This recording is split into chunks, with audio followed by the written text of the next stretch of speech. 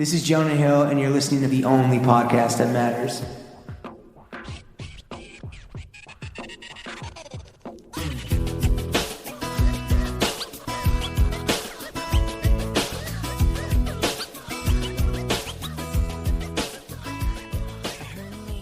Throw gang, we are joined by the Sultan of the Sletter, the Imam of Intel, the Raja of Recon, Prince of the Deep Probe, Ruler of Rarities, the Emperor of Ethical Consumption, the GEO of Gorp in America, Titan of the Trails, the top secret aircraft plane pilot is in the building like it's a Syrian wedding. My guy liked to hike and wander. His judgment is Solomon. Both shoes are gas. All caps with a K when you spell the man's name. He puts the who, what, where, and why in Weiner. Loyal to the soil, he's the overlord of Oakland, gets stupid like Mac Dreidel, Blackbird Spyplane co-creator, and writer Jonah Weiner. Damn. Barely made it through, Jonah. Yeah, I was going to say, you kind of fumbled at the goal line, dude. This Greek wine, he's just caught in the throat. Pause. You know? Yeah. What's up? It's so good to see you guys. I'm taking it as an extreme compliment that you it's so nervous. It's so nervous, but also to my ears that was like 40% longer than the normal intro. They usually you're keeping score on everything. And so you just, you had that much more superlatives to get through, and just, that much more surface area to potentially have a little phoneme catch in your throat. Normally these kind of come to me just, like in a dream. And I just wake up and just like type them out. But this took me actually a lot of last night and this morning, right? It shows. It's fantastic. Hence the 40% increase, obviously pulling out all the stops for our VIP friend, Jonah. How are you, dude? I'm chilling, guys. I love how we also pre-pro'd this whole podcast when we went out to dinner. That's what I'm saying. Like, yo, listen, this is going to be, well, I don't know how, we're going to do 2 hours probably. I would hope so. See. We'll see. Let's not belabor it any longer. But before we get into Fit Check, this is the first guest who ever brought a rider for the boys. So thank you, sir. We have a delicious, chuggable Greek orange that we are sipping on out of beautiful champagne flutes. Yeah, we got grapes straight from the volcanic soil of Lemnos Island. What's it called? What's loyal to the soil? Terra Rosa. Terra Rosa. Shout out Terra Rosa wherever you are. Thank you for fueling this very special episode of the only podcast that matters. You know the fucking vibes. Fit check. Just go off, King. Just do you guys? So with the newsletter, I've been theorizing a new way to do the fit checks because people know I'm a long time listener to Throwing Fits, and I was saying, can we get outside of the binary? We're not going top down. We're not going bottom up. What are we doing? All right, the Fibonacci fit check. It's a new fit check that I'm trying to theorize. Imported straight from Italy. You're trying to make it a thing like fetch. It doesn't even need to be a thing. It's just for this moment right here. It's for the boys. It's for the boys. Let's see if it works. Let's see if the natural elegance of this. Have you done one out loud? Because I know you did a whole kind of essay, a rumination on the Fibonacci fit. No, let's see. It was already incoherent when there was a Photoshop trying to illustrate it. Let's see if it's just as incoherent now. Or whatever. Yeah. And what is it? Is it kind of like a middle out thing? Well, so the thing is with the Fibonacci fit check, you can either go soul out or souls up. Oh, yeah, this is real metaphysical. All right. And I'm trying to, lead people along in baby steps into the world of the Fibonacci fit check, which is, of course, preposterous, but I'm going to pretend it's not for the next 3 minutes. So I will, in non-cop manner, go souls up instead of soul out. And we are in the hotel room, so the shoes have been taken off, but we can include those in the fit. Yeah, of course. We'll pretend that we let's absolutely that we behave like swine. Beautiful hotel room. Let's pretend that our conference room didn't get double booked by the guy who booked it for you. By the wait staff. Fuck you, Jerry. It's training day here at a hotel that will not be getting shitted out because you fucked us, and that's one too many times. No, they lost the free ad that they had coming to them. All right, so what's the soul? So it's gonna. All right, so the concept of the Fibonacci spiral, if you can kind of picture that. All right, so it starts off with the feet. I've got the Salomon and Wander, the new cross hike joints in beige that came out. I had to wear one piece of kind of nouveau gorp, obviously, to be on brand. People expect that from you. Like when you're taking all these lunch meetings, they need to see some element of gorp. Are these the only shoes that you brought on your trip here? Your week-long trip? That's the other thing, is speaking to their utility. I saw some rain in the forecast. I saw sunny days. I only brought a couple small bags. I needed the one shoe that was going to do it all. Are you normally an overpacker, or you keep it lean and mean, just generally speaking? No, I like to keep it lean and mean. I don't like to ever check a bag. And, ideally, I think it's both good for traveling, but also for your own kind of like fantasy. My fantasy version of how I'd like to dress would be kind of like, I realize that there's the you guys have posted memes about this. There's the 20 shirts I bought that I don't wear. There's the one that I actually love. Sure. So just identify that shirt and bring that. Is there more pressure to like make sure that the few fits you're bringing are on point because you're coming to New York? Was that like part of the thought process? There was, you know, pressure because you have been introduced to New York culture, which is just taking pictures of each other and either ghost tagging or tagging really small, hoping that the person a flicked up lunch meeting. That's right. So many lunch meetings have been flicked up, and I'll be honest. I mean, I guess that a lot of people are in their heads about how to dress coming out of lockdown. There's this refrain you'll hear where people are like, "Yo, I've forgotten how to dress." There was definitely a moment while I was packing where I was like, "Yo, I've just not only been in quarantine or in lockdown, but been in the Bay. It's just a different set of rules there, relating to the fits in different ways." So I got in my head a little bit, but I think that it's also a tricky week because we've been in this high 50s, mid to high 50s, which is the trickiest weather to dress in. That's right. But coming from the Yay area, Mac Dreidel, as they call you. That was a good one. I have to give it to you. I'm sure that you're not new to this. True to this. Not new to this. Well, so I mean, look, I feel okay about what I'm wearing today. So yeah, the Salmon and Wander cross hikes with, of course, the laces tucked into the shoe garage, parallel parked sideways. Double parallel park that motherfucker sideways in the lace garage. Respect the engineering expertise that goes into every Solomon shoe, ladies and gentlemen. Moving up, and so you'll see that the Fibonacci fit check when you start soles up is very close to the bottom up. This apparently very basic concept. Concept. No, it's an extremely stupid concept, but it's very fun. The alliteration of Fibonacci fit check right now. Fibonacci fit check is just a beautiful set of syllables. Well, it's like gabagool. It sounds better than maybe it actually is in practice. It's even better in practice. What's so brilliant about it? Right. Okay, so then where do we go from here? We hit the sock. So now we're spiraling up out, but we're catching the sock trajectory. But we're going to catch the sock, and then we're going to catch the pant cuff. We're spinning violently out of control to the pant cuff. So we're getting socks in there. So we got the shoe. We're going to nick the sock and ID it as the Rototo waffle sock, which is my kind of go-to. I might have been wearing it last. You did shout them out when we did this exactly 1 year ago.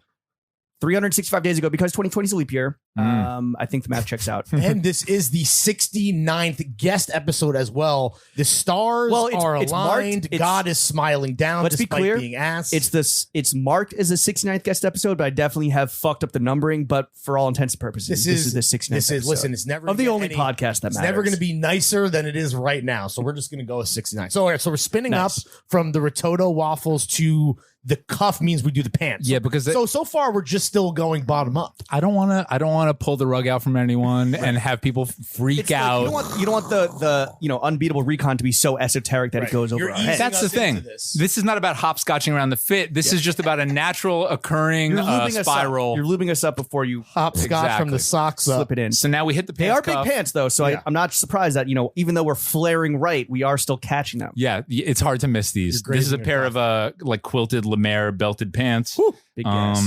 Very beautiful, kind of like mainline Lemaire on these.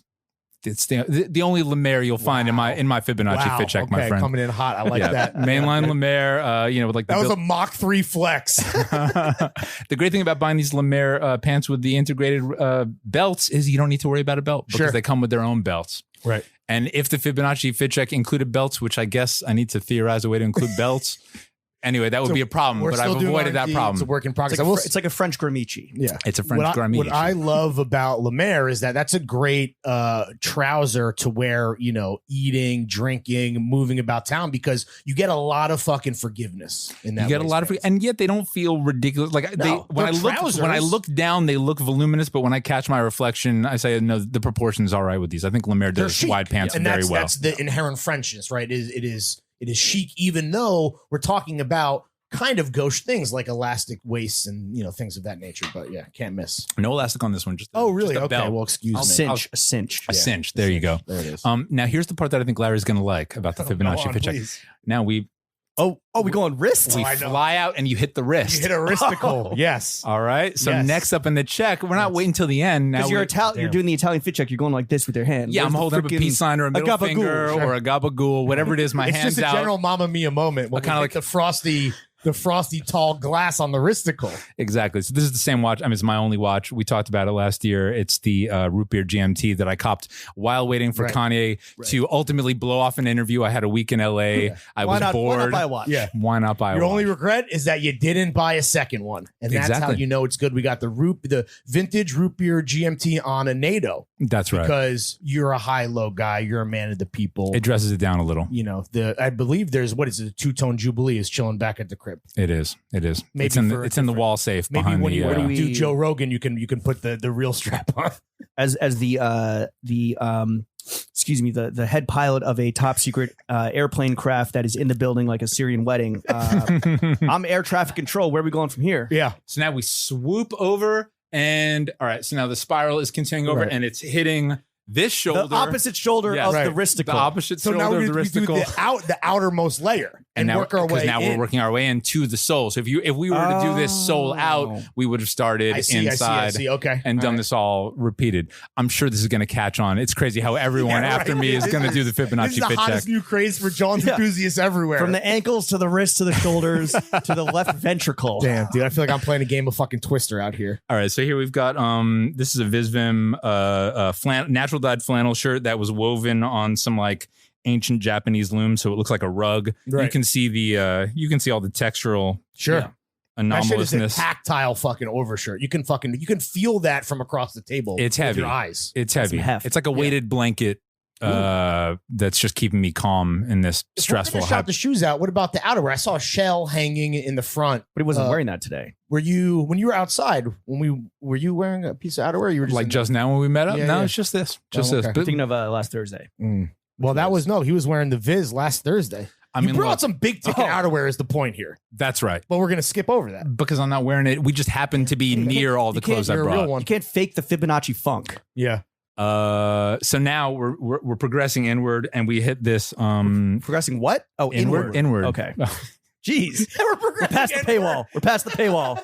Oh, there is no paywall. It's a free episode. No paywall. Inward. And here I'm doing a two-shirt. I'm doing a Steve Bannon. I fuck with two shirts. I like two collars up against each other. Sure. This is like an 80s era Banana Republic, like denim work shirt, triple stitched, one of those classic, like the collar's just framed perfectly. Absolutely. I love it. This is like $20 at a Berkeley thrift store, and I wear it more than fly. No pun intended, right? More than anything else. Like the tag says "Made in Mill Valley, California." Just beautiful, like denim shirt that I wear all the time. While I was like writing in a notebook before, like my pen flipped and like the ink hit this, and I don't care because it's built for that. And I like a shirt that it pays testament to a life well lived. Jonah was taking on notes it. about things he wanted to make sure to hit. He's got the notebook out right now. I was trying to. He's a pro, dude. Yeah. You said the only other guest that you could remember doing this that got roasted for was Jacob Gallagher. I remember you clowning on Jacob for taking notes, but he was just he takes the podcast seriously. Do you think he got that from you? No, because he was before me. He was before me, and I was like, that's just a man after my own heart. Yeah, that's what he's saying. Yeah. Really? Like, well, listen, someone else or you could just say that independently we take this podcast seriously enough and pay it the proper respect. Jacob Gallagher really is the Rosa Parks of being a huge nerd on the podcast. Have you ever interviewed a celebrity that they themselves have busted out the notebook and be like, well, actually, Jonah, I've been meaning to talk about my... No, but I have heard, this hasn't happened to me, but I've heard that some celebrities like MIA very prominently show up with their own recorder. Wow. If they're That's a little paranoid. If they're accustomed to... Or like paranoid. I got to imagine like Beyonce does that. Doesn't she record everything? You would imagine. She might have the videographer just kind of like making a moot because they're just like floating over the whole interview. Damn. Not MIA, that she gives. Relax, sweetheart. Well, except, do you remember the whole truffle fry? Like, do you remember the truffle fry scandal around her? Wait. In the vaunted or in the failing New York Times. In the failing New York Times, she was interviewed for a profile, and at one point they like went to this hotel for the interview, and it was at the Mercer, I think. I thought they were in LA, but wherever it was, they had truffle fries on the menu, and so like MIA is talking about radical politics while being quoted eating a truffle fry. Huge bummer because like they're delicious. So I mean, it shouldn't affect her politics. It was probably like synthetic truffle oil. It wasn't even like the real shit. It was supposed to be presented as hypocrisy, but anyway, the point was then MIA released tape of the reporter ordering the truffle fries. Wow, and putting them on the table. Gotcha. Wow, that's some gotcha ass. She fucking threw down the Uno reverse card on that journalist bitch ass. Yeah, right. Do not pass go. Do not collect $200 $15. Do not eat my fucking truffle fries. Yeah, draw 2, motherfucker. Damn, that you hate. So paranoia perhaps justified in that case. Yeah. Are you recording everything in your little notebook? Yeah, right. You got a little spy pen, dude. Damn, I should have. Yeah. I trust you guys. So then where do we go now in this dastardly dance? And this is where it ends. So we're basically right over my heart on this black t-shirt, loop wheeled. It's by a brand that I think I mentioned last time, a natural dyed t-shirt brand out of Kyoto called Tezomea. So this is like a black t-shirt that they probably made with like tree bark or something like that. Vaunted dye house. Right, exactly. Made from truffle fries. Exactly. And Jonah, here's the thing.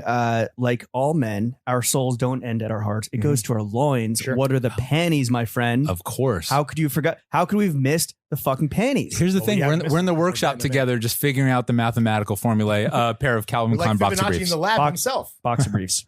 Calvin Klein boxer briefs. Had a little run of boxer wearers, but I guess we're back to boxer briefs. Yeah. I don't know how long the fit check went last time, but that feels like a worthy successor. Last time we did 2 hours of fit check, last John, next John, and fuck not fuck with before getting into the paywall part 2. Yeah. Right.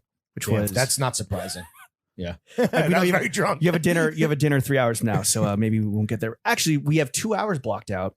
So my first question for you, Jonah, is 2 hours. Is that enough time for you to thank Throwing Fits for putting you on, or do you need more? Like, the floor is yours. Go off, King. Yeah, it's not going to be enough. No, truly. I mean, well, look, I kind of more bottles of wine. I stepped arrangement. I stepped on the toes of this bit the other night when we had a delicious dinner because I had at one point to kind of like bang on a glass, get the entire restaurant to be quiet while I just made an announcement, professed my I said, everyone, please shut the fuck up, ladies and germs. What was the uptick in subscribers the day after your episode went live? Like percentage wise, it probably is like a healthy 150% or something. I like that. Yeah. If it's over 100%, I'm happy. No, what's crazy? So I went back and I never listened to our podcast. I never listened to any other podcast, let alone the only podcast that matters. But I went back and I listened to it. And again, it was very confusing because Chuck used to take copious notes when he would dial in on the Zooms when we did them like after work hours. And it said like, we started at 7:09 and then you telling people why they should subscribe was at like 9:09. I was like, oh, wow, we only did like a 2-minute fit check. No, we did a 2-hour fit check. It was 7:09 p.m. to 9:09 p.m. But back when you were on Throwing Fits in May 26th, 2020, you sold our audience on Blackbird Spyplane by graciously allowing me and Lawrence to yell about it while you sat there quietly for a few minutes. I was just like, yo, you got to fucking Lawrence, what the fuck? You haven't signed up yet. What was the newsletter before that you were in? Hard to get goods. Hard to get goods. Jeez. And you got a few words in. You got a few words in to talk about Blackbird Spyplane and what your goals were with it before we started to steamroll you again. So for any of the 18 million listening at home, and I know there's only a few of them that haven't signed up, but now that you have a year's worth of experience under your belt, why should people sign up for Blackbird Spyplane, the only sletter that matters, the 11th most popular newsletter in Substack's cultural rankings? And to be fair, you know, you're picking an open wound with that. Where actually, if you eliminate one illegitimate newsletter that is actually about a capper who's actually about politics, then I'm number 10. All right, don't worry, Blackbird Spyplane. Don't worry about it. Is coming at number 10. Roxanne Gay. Oh, well, we love Roxanne Gay, but don't subscribe to that. Subscribe to Blackbird Spyplane because... Yeah, well, look, it's gonna. You've heard by now, a year later. Oh, yeah, newsletters are popping. Newsletters. What? Imagine a podcast. So they say. But imagine if there was one newsletter that was actually cool. Right. Imagine a newsletter, but cool. A newsletter, but cool. And so far, we have the monopoly on that. No, I'm just playing around. You know, it's like we're not going to argue with you. It's a goofy little Thursday club nipping at your heels. Right. If that even counts. I don't know if that's eligible. Well, I'm a subscriber to Thursday Dumper. Yes, sir. Yeah, sure. It's a newsletter where there's a few components. Basically, like the bottom line is it's a newsletter that's about celebrating people who make and love kind of cool under the radar shit. Right. And so in terms of people who make it, that would just be sort of like small brands that we try and get a beat on and put people onto who are doing cool shit and just kind of in small scales with some ingenuity. And also it could be like, at this point we've done like giveaways with Noah when it's like a thing that makes sense. Racist Friends tee? It was before the No Racist Friends tee. It was when they put out these like puffer jackets that were insulated with recycled cashmere. And it's like, you guys are doing something. Pod, Molly Yellen. That's right. Was a winner. Yeah, that's right. It was someone lipstick on the boys. Yeah, Okay, there you go. We did not some with her mouth. we did some glam. Yeah, some glam content. She subscribes and she won that. But like, so there you have a case where like obviously Noah is not an under the radar brand exactly, but they're doing something Then you got, like, innovative. Small Talk Studio. You put a lot of people onto Graziano Gutierrez. Sure. That's been a really satisfying thing is when people have like small enough margins, is like people essentially doing shit out of their house. You can actually like make a difference and like put people on and get them written about in GQ or whatever. There's got to be at least 1 million listeners of the 18 that are not familiar. And I would just say, think of the unusable recon you get from throwing fits every week and make it unbeatable. And that's Blackbird. I think the keyword is celebration. Every issue or email. Are they issues? Are they They're not emails? issues. What are they? Technically. Posts? Yeah, I don't know. No, I mean, I we're don't know trying what to the word like is. we're trying to move beyond. He's like, got issues, but they're like, not issues. Yeah. But it's a celebration of like the latest finds, whether that either you sourced up or that someone else has passed on to you. I think celebration is the key word. Sure. And that's what it feels like every time you open one. And of course, in terms of celebrating people who love that shit, that I mean, since I've spoken to you guys, it's been incredible. But like Andre 3000 came through and did an interview. Jerry Seinfeld came through and did an interview. Nathan Fielder, John Wilson, Phoebe Bridgers, Rashida Jones, Ezra Koenig, so many friends. Lord, Lawrence Schlossman. Lawrence Schlossman. Yeah. Jimmy is I was up. quoted. He was quoted. And the invitation is open. Well, I kind of want to remain just as the ephemera of hard to get goods as a source. Right? You want to be the all I deep did throat of Blackbird Spyplane. where I talked about my Popeyes bootleg dunks, true. right? Or the Air Force One. That's right. Well, and similar to that, the whole concept is I just asked these people, whoever they are, tell me about something kind of rare, but special, unique and special that is meaningful to you. Not tell me the just, story about it. Something that you bought for the sake of owning it or spending your money or flexing or all the shit that nobody in this beautiful hotel room stands for. Exactly. How many people subscribe to Blackbird Spyplane? Don't worry. If you had to put a number on it. We're only at 17.9 million. Okay. But we need that 100,000 poor souls who are listening right now to slap that motherfucking subscribe button. Yeah. It would have been real awkward if it was 18.1. Yeah. Well, what kind of visibility? Because I'm not like super like obviously, we use Patreon and we're on Anchor now, but in terms of like Substack, like that information is private to all creators. Yeah. Substack knows, but it's not. Do you have an option to turn that on? No, they don't even have that. The closest that it'll come is kind of like, these rankings. Right. Which is why that they James are important, mentioned. even if there are, we have fun with it and there's a bit here and there. We look at the charts. It's the same thing. Like this is going to go, I'm going to call our shot right now. This will be a #1 podcast. Well, much fashion and beauty charts. Related. You're soon to be the most fashionable and most beautiful man in America, but which we already knew. There's also a fucking imposter in our ranks. Wild till 9. Get the fuck out of our goddamn. We have some cappers on the charts as well that talk about neither fashion nor beauty, unlike us. Hate to hear we talked that. about lipstick. We talked about John. That's fashion. Yeah, exactly. Well, one thing that Lawrence and I do have is that we have our monthly revenue stream turned on, so it's public record, right? You can go on there and see that we're making a cool $18K before taxes, before paying the ground, before Patreon's fucking 8%, 9%. It's too much. It's too much. What's Substack's percentage? 10%. 10%. That's a lot. Okay. That's a all lot. right. Yeah. But how much money do you make off Blackbird Spyplane? Well, we like to keep some. So there's going to be 2. How much money do you makes in this episode? We're blowing up the format. We're getting it. We fucking Are you doing a Fibonacci run show? Fibonacci RLS, dude. Exactly. We do like to keep, and by the way, I keep saying we because she's not here. She has vacated the room, but I do this newsletter with my partner in life and sletters, Aaron, who I absolutely could not do this newsletter without because she's extremely good at the recon. Right. So I'm going to keep saying we. Every now and then I'm going to misspeak and say I, and I'm capping, and I don't. I'm being cocky when I say that. The regret of Thursday night is that we didn't get to meet Aaron. Yeah, that's right, and she's bummed out about that. Well, but we both showed up here and just had like such a packed, itinerary of trying to cram in. So many fucking how many people reposted her photos of them eating or drinking? She's private. She's private. I also believe that she'd be the person that would be getting lunch with normal people versus clout monsters. That's right. Which is an affectionate term I would use to even describe us. Is that kind of the scope of work between you guys? Is she does the recon, you do the writing? Because she seems to definitely be like the person like digging through the crates. I do that as well, but not as that well is like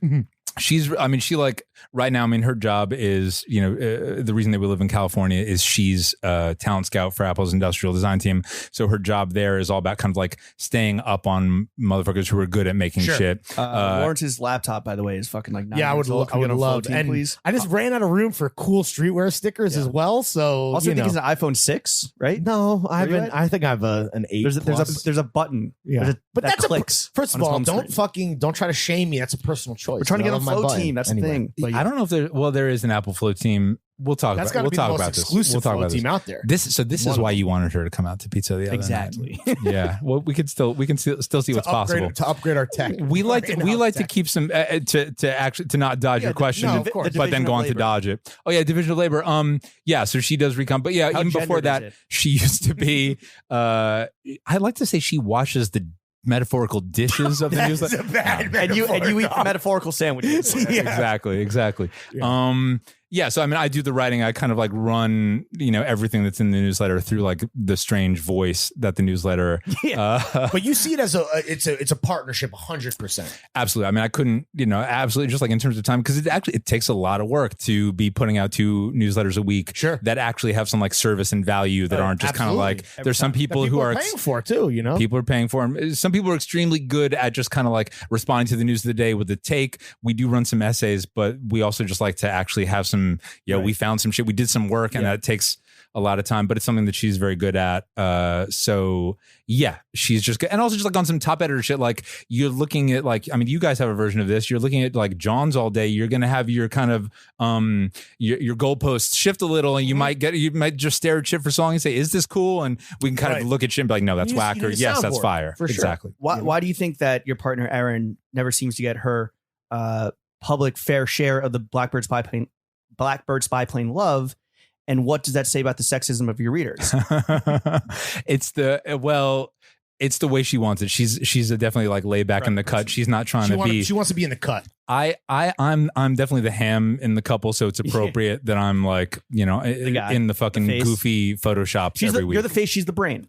I'm the face, do you relish being like, so obviously when we potted a year ago, this thing was just getting off the ground. This is obviously like the evolved version of that newsletter that shall not be named that we unfortunately named before. Is that something that you like that aspect about it, being a face, being out there? Is that a perk, or is that like this is a necessary evil? Within reason. Like when there was I grew up in New York, and there was this like short-lived like summer program, like summer theater program, like under the auspices of the city parks department. Okay, which was very cool because my parents didn't have dough, so like for literally $20, they would pay $20, and like I would be essentially babysat. Sure. But it was called Kids on Stage, and we would do like Gilbert and Sullivan musicals and shit.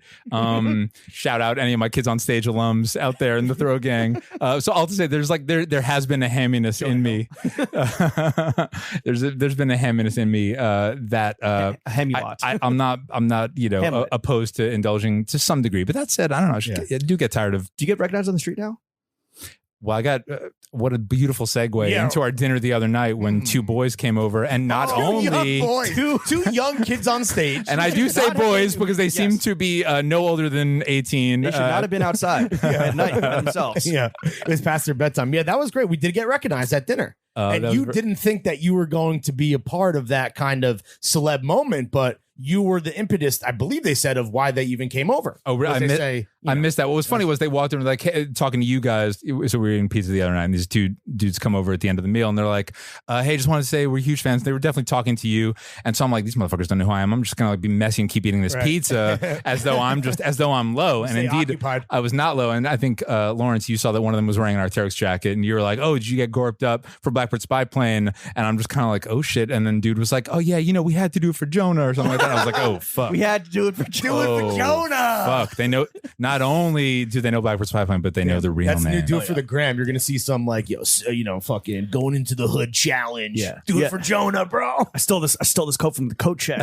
Can't afford Arc'teryx. I'm 14 years old. But that it feels good, right? To have that kind of tangible fandom, right? No, for sure. Because I mean, at this level, all that means is that the thing that you're pouring so much fucking time and effort and love into is actually like people are enjoying it and that getting a kick out cultural of it. drone strike strike is fucking hitting its target. Yeah, exactly. And two 12-year-olds wearing Arc'teryx, out past their bedtime in Williamsburg. So funny. I mean, honestly, I do think that you coming on this podcast is great for us because thank you, by the way.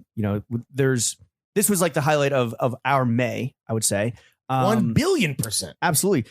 You are famously at your own volition parked right on the edges, as we mentioned, of the top 10 of Substack's culture sletter rankings. Besides coming on to throwing fits, going out with us, getting recognized, getting fucking dapped up, getting flicked up, what are your tactics to crack this elite tier? Yeah. Oh shit. Man, I mean, I guess like actually this is interesting because you would think, and obviously like a huge part of it has been like some of those super like well-known people that we've interviewed in the newsletter. Like obviously that shit Illuminati travels. level A-listers. And yet what's interesting is, and this I guess goes back to the fact that if you look at like who's like making like $800,000 on Substack, Sure. It is the opinion slingers. Yeah. And the essays, like when we've written pieces that are kind of like a take on how pants should fit, Sure. or Fibonacci fit check. when I copped Fibonacci fit check was like up there, but when I copped like a pair of fake Tom Sachs Mars yards and kind of like tried to do a taxonomy of when a bootleg is cool and when it's depressing, Right. those actually like perform as well, if not in some cases better than the interviews. In terms of what, like shareability? In terms of like shares, views, just kind of like, these various metrics. Substack doesn't actually like slice and dice the info that much. Sure. But just like in terms of getting a response from like, oh, this helped, where you don't need a bright light or someone's name and bright lights in the marquee to share the bill with, which is kind of like, I feel like we can relate to this where it's like you got the pod with the luminaries such as like, for example, yourself, or it's like, yo, the boys only is hitting this week and, getting a little love on that. That must feel extra good. Well, yeah. And I think it's also, there's like a fatigue around celebrities. Like obviously like anyone who's trying to crack anything wants some celebrities co-sign, and people out in the world that kind of are fatigued to that with some degree, and they want just like a voice that they fuck with. So it's interesting to see those essays do well. Trust. Well, it's almost like those seeking your unbeatable recon in the form of recommendations also want not just like products, but also like, I don't know, opinions and ways of thinking. Like, what do you think that recommendation culture? Like, I know I have friends that are literally will ask for recommendations on every single thing. And it's just like, bro, like, why don't you just actually that's 80% of every DM. Yeah, do your own guys like us would ever get. Just Rex. What stores, what rest, and it's like, just go try your own shit. Like, do you need it? Do you need it that bad? Like, what fatigued on that shit? Well, that level, I mean, thankfully, I'm like we have this like kind of like chat room that essentially is for if you're kind of like behind the paywall, you can trade recommendations, ask questions. Right. But in terms of like the main line of the newsletter, I'm trying to do. I'm not particularly interested in just kind of like the best belts under $100. Right, like that's not not SpawnCon, baby. Like you can kind of Blackbird Spyplane's not the place for that kind of just like it's recommendations, but it's kind of like around a theme, or it's 5 it's a little more higher ticks level. Off the beaten path, a little more higher level. I don't know about higher level, but just like weirder, more idiosyncratic, not just kind of like you can go to strategist or something and get like perfectly fine recs for face creams. Yeah, from Amazon. Based on all that, you feel the pressure then to be like extra esoteric. Not that you're ever going to do anything that's not genuine to like your experience and how you and Aaron discovered John's, but like there is an expectation and a bar that you set for yourself that is quite high. And I think James and I struggle with this as well, whether it's something as like obvious and tangible as like what links are going in this week's Thursday Dumper, or just like the kind of general vibe of like, doing a podcast. But like, do you feel like, at a certain point, it's like, holy shit, like what people expect from me is like too much? No, I mean, I think it's, if anything, it's an expectation that we set for ourselves. It's kind of like there's no point in doing this if we don't think that it's like cool and delivering something that's special and weird. And so that's why it takes work, is because it's true. If you more work than people would probably realize, which I think is it would be a criticism that we get too, where it's like, this is harder than it might seem. Guys like us, we're so good at what we do. You're so you especially you guys are extremely good at making it look easy. The 3 only men in America who are good 2020 are just here to complain about how motherfuckers don't appreciate this shit. Exactly. No, I mean, I feel that's what's so cool is I feel totally appreciated. And by the way, for anyone at home who is wondering, when I was at dinner with these guys, they're extremely boring. They weren't funny. Just to let you know that when the mics are on, they are working so hard. Yeah, that wine was really good though. Yeah, it was really good. Dinner sucks so bad. We could only hang out till 3 a.m. Obviously just playing around. Was that the only time that you've ever been recognized off the street? No, I mean, well, look, I've been locked inside my house for, the last year, Very but true. but it was satisfying. I guess if you go to the right neighborhood, there must be little Blackbird Spyplane hotspots because like right before Aaron and I came out here for this trip, we went to like our first, essentially the first party we've been to since lockdown in San Francisco. Masked up. Yeah, well, it was like a lot of people were kind of like they'd had shot number one. It was kind of like in that canyon between a lot of people's shot number one and shot number two. So, some of the masks were staying down a little, right. Maybe a little recklessly low. But it was like this sidewalk kind of like, party where someone was DJing and there were oysters and there were orange wines, etc. It was an extremely spyplane throwing fits kind of engagement. Great. And I was wearing this like orange bucket hat that I wear in a lot of the photoshops. And so even though I was wearing a mask, like homie in front of me online to get the oysters kind of like gave me a triple take. And he was like, a beacon. He was like, do you do Blackbird Spyplane? And I was like, outwardly, I'm like, oh yeah, thank you. But inwardly, it's so dope. It's like the first dude. Well, you're great. I mean, you're going to be gracious. What are you? You're not going to like big dick a guy. Oh, I don't mean being a dick. I just mean inside. I was like, holy shit, like my little newsletter actually has readers. Sure. So that was dope. So I've been recognized a couple times on this trip. That's not what it's about, though. But no, it's absolutely not what it's about. And again, I think was he a paying subscriber? Ooh, yeah. Show me your credentials before I dap you. What's your email? Let me look. Yeah, exactly. Yeah. Oh yeah. What's up, man? What's your name? No. But what's your email? 1 second. Yeah. Oh no, we don't have much more to say to each other. Going back to kind of Lawrence's question about like always kind of had to up the bar about the esoteric nature of your recommendations and just like the nicheness, because like we're not gonna be like, yo, go buy this Patagonia baggies. Like we can't, while we endorse those wholeheartedly, that's not gonna make it into like the Thursday dumper. But do you ever have to pull back on how turbo the esotericness is with the recon because it's like too galaxy brain or too nuanced for the unwashed masses? Yeah, falling on deaf ears or whatever. No, I mean, I don't think so. You just kind of just like throw shit out with enthusiasm and trust that enthusiasm is going to resonate with people. So I don't think that, I mean, if something's kind of being made at any kind of scale, it's not going to be, I mean, it's not, we're not like an avant-garde fashion newsletter. Right. So we're not trying to put people onto like, strange sculptural things. It's more so just kind of like ideally just like, oh, this was handmade in the foothills of Bulgaria by some fucking. What are you talking about? I need to know about this. Exactly. Sounds but I mean, that's like, why would I back off that? It's just great, right? Yeah. Like handmade, like everyone wants something handmade in the foothills of Bulgaria. Of course, dude. Does Bulgaria have foothills? Probably. Yeah. By the way, real quick, ghetto of Plovdiv. God is ass, but I do salute the sun god Helios, who's currently roasting you. The sun just came out. Yeah. Do you need to pull that shut? I feel like you're baking. Good, dude. I'm feeling great. I'm trying to be a good host, and I just want to be sure you're comfortable because you just Rod just came out and lit you up. Yeah, so you are parked right outside the top 10. What are you going to do when you do crack the top 10, which could be on February 25th, 26th? Like, do you have a bottle of Dom on ice? Like, what are we doing for the haters and losers? Oh yeah, what did I do for? This is like when Dave Portnoy vanquishes an enemy. He pops a bottle of Ace that has their name like engraved on it. Which fuck Dave Portnoy, but that is fucking awesome, and I can respect. No, that's dope. But who are your enemies? Going to be like the Ashley whatever that has like the political newsletter. Do you want to call out by name? Because I know it's a bit, but let's call out the fucking cast. So with the caveat that it is a bit. There's two cappers. Number one, I've already been number 8 and I got fucking shuffled down to number 11. As you know, that happens. Patty Smith joined Substack. I can't compete with Patty Smith. Of course not. No doubt.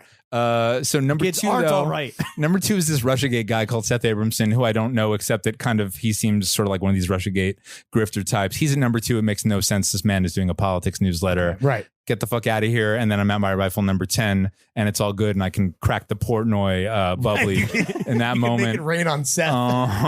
And then, and so that guy, I have like no particular interest in his newsletter. Now, hot on our heels, I think right at number 12 is Ashley Feinberg, who's actually very cool. But is that a culture newsletter? I'm not sure. Interesting. So there's no beef with Ashley, but maybe all culture is political. That's the thing, though. Yeah, well, here's the thing. It's like if politics are your culture, get out more. Yeah, like just go cop a John. Yeah, exactly. Go to the foothills of Bulgaria. Yeah, spend a little money. Weave a sandal for Christ's sake. Yeah, goddamn. All right, so 1 year later, pretty much to the day that Blackbird Spyplane is launched. Although I guess it had launched a little bit before you would come on through. But for all intents and purposes, right? A year of killing it. It was a soft opening, and then you came on. No, I mean, I was really young, and I mean, truly, like, joked about banging on the glass the other day, but like, when I came on, I was already a Throwing Fits fan. So, it was a delight to come on and chop it up with you guys and hit it off to the degree that we did. But also, I mean, absolutely, it was like so huge for the newsletter and put so many people onto it who get a kick out of it. So, absolutely, thank you. Clip that out. Thank you very much. You've been doing, multiple sletters a week. What was your favorite sletter issue of the past year? Ooh. Oh, wow. Damn. Inclusive of both the interviews about John's rarities and the essays and the recs. Play favorites with your kit. Should I pick one interview and one essay maybe since there's different? Should I just pick one? I think, hold on, let's confirm. I think, can we confirm real quick? That's a Fibonacci I think sletter fit hold check. On, let's check with, I think we can allow that. Okay, we'll let that rock. Sure. We only have 3.5 more hours. Okay, that's fine. Well, let's see. I mean, the thing is, I know you oftentimes like to ask people kind of like, what's the worst interview you've done? Obviously, that doesn't exist with Blackbird Spyplane because I'm only hitting up people who I think are no else. What do you say? Goats only. Goats only. People who are, either, I know from kind of, writing about them in past years. But anyway, so all to say, there's no.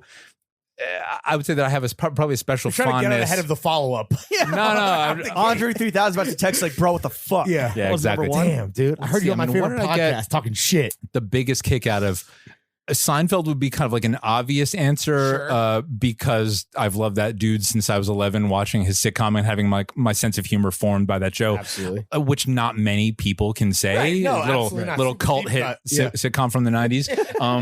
But probably actually the legit version of that would be Nathan Fielder, who like came on really early. I think that I hit him up even before the newsletter launched. I just like sent Nathan a text. I was like, dude, it's like 2 years since we talked to each other, but I'm launching this newsletter.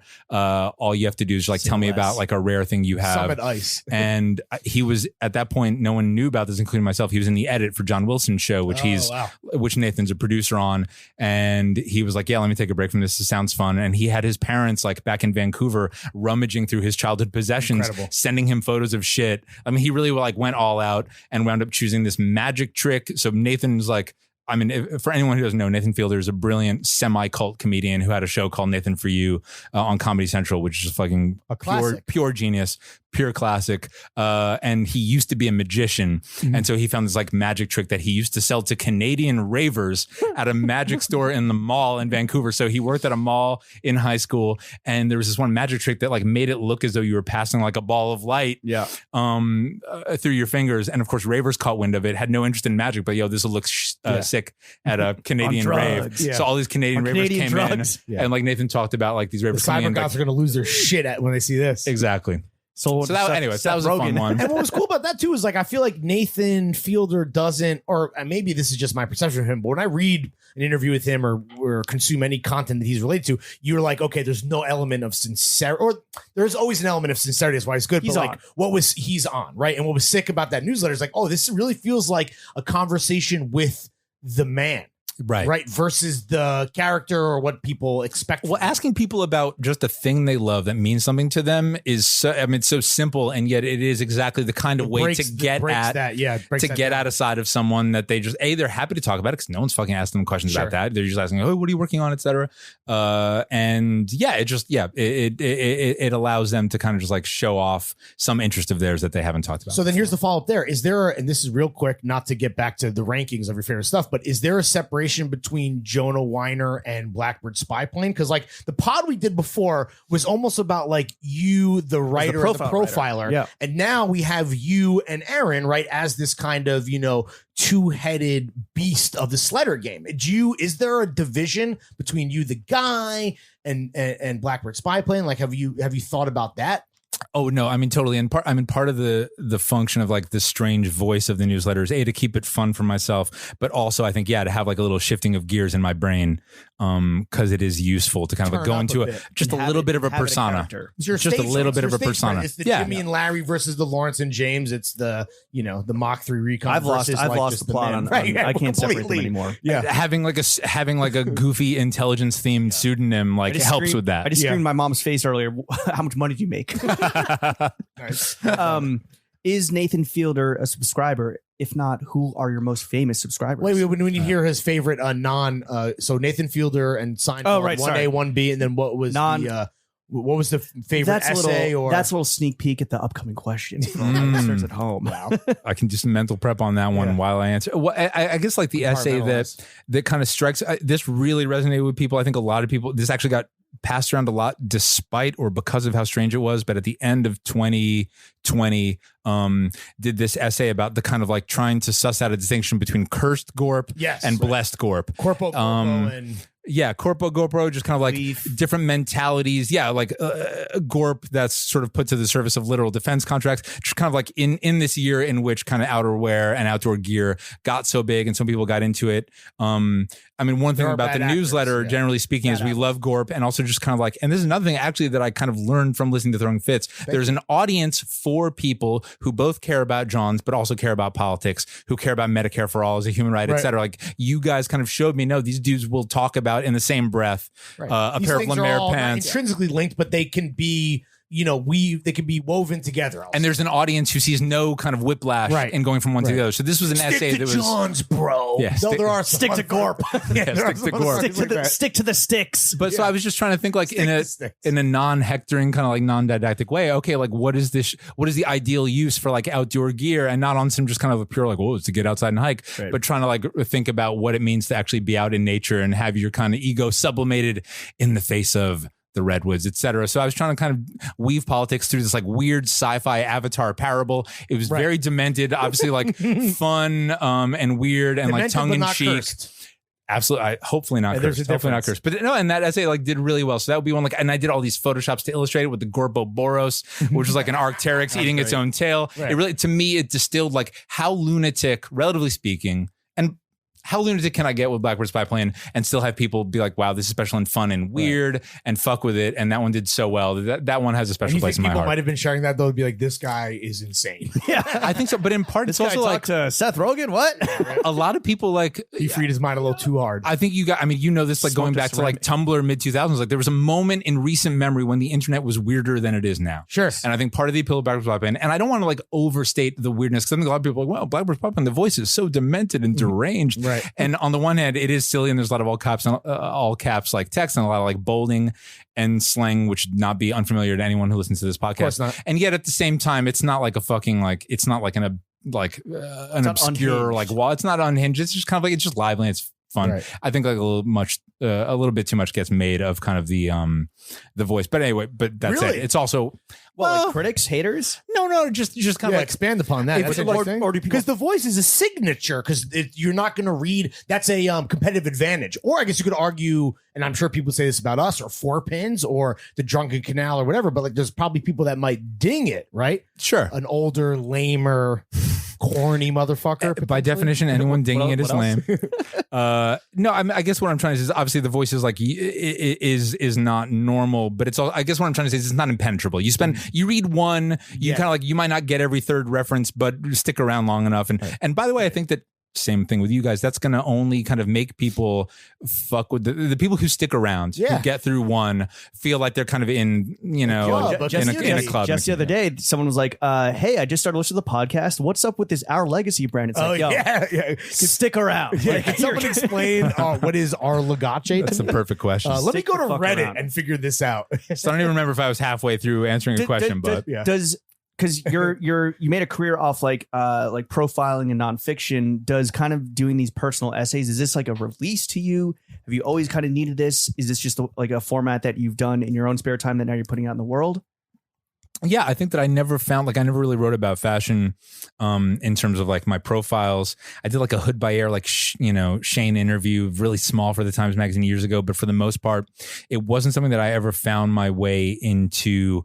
Like it was much easier for me for whatever reason to write about musicians, write about filmmakers, write about artists than it has been to write about clothes. And part of the voice of the newsletter is just me finding a way to kind of not take it too seriously, not have to kind of be like, okay, how would I explain what Hood by Air does to a New York Times Magazine readership, and just kind of come at it from another angle. But yeah, to your question, it's shit that I've cared about way too much for like a long time, but it's never really manifested. So it's in a my release. It's a release, which I guess is why, that's why you do it. Because it's like, it's not just about the money. Something I care about and I've thought about. Spurting your brain out onto the fucking dinners and spurting your brain out onto the page. Yeah. You talked about the voice, which has obviously become like a signature aspect and facet of the newsletter and of Jonah Weiner and Aaron, obviously, as well.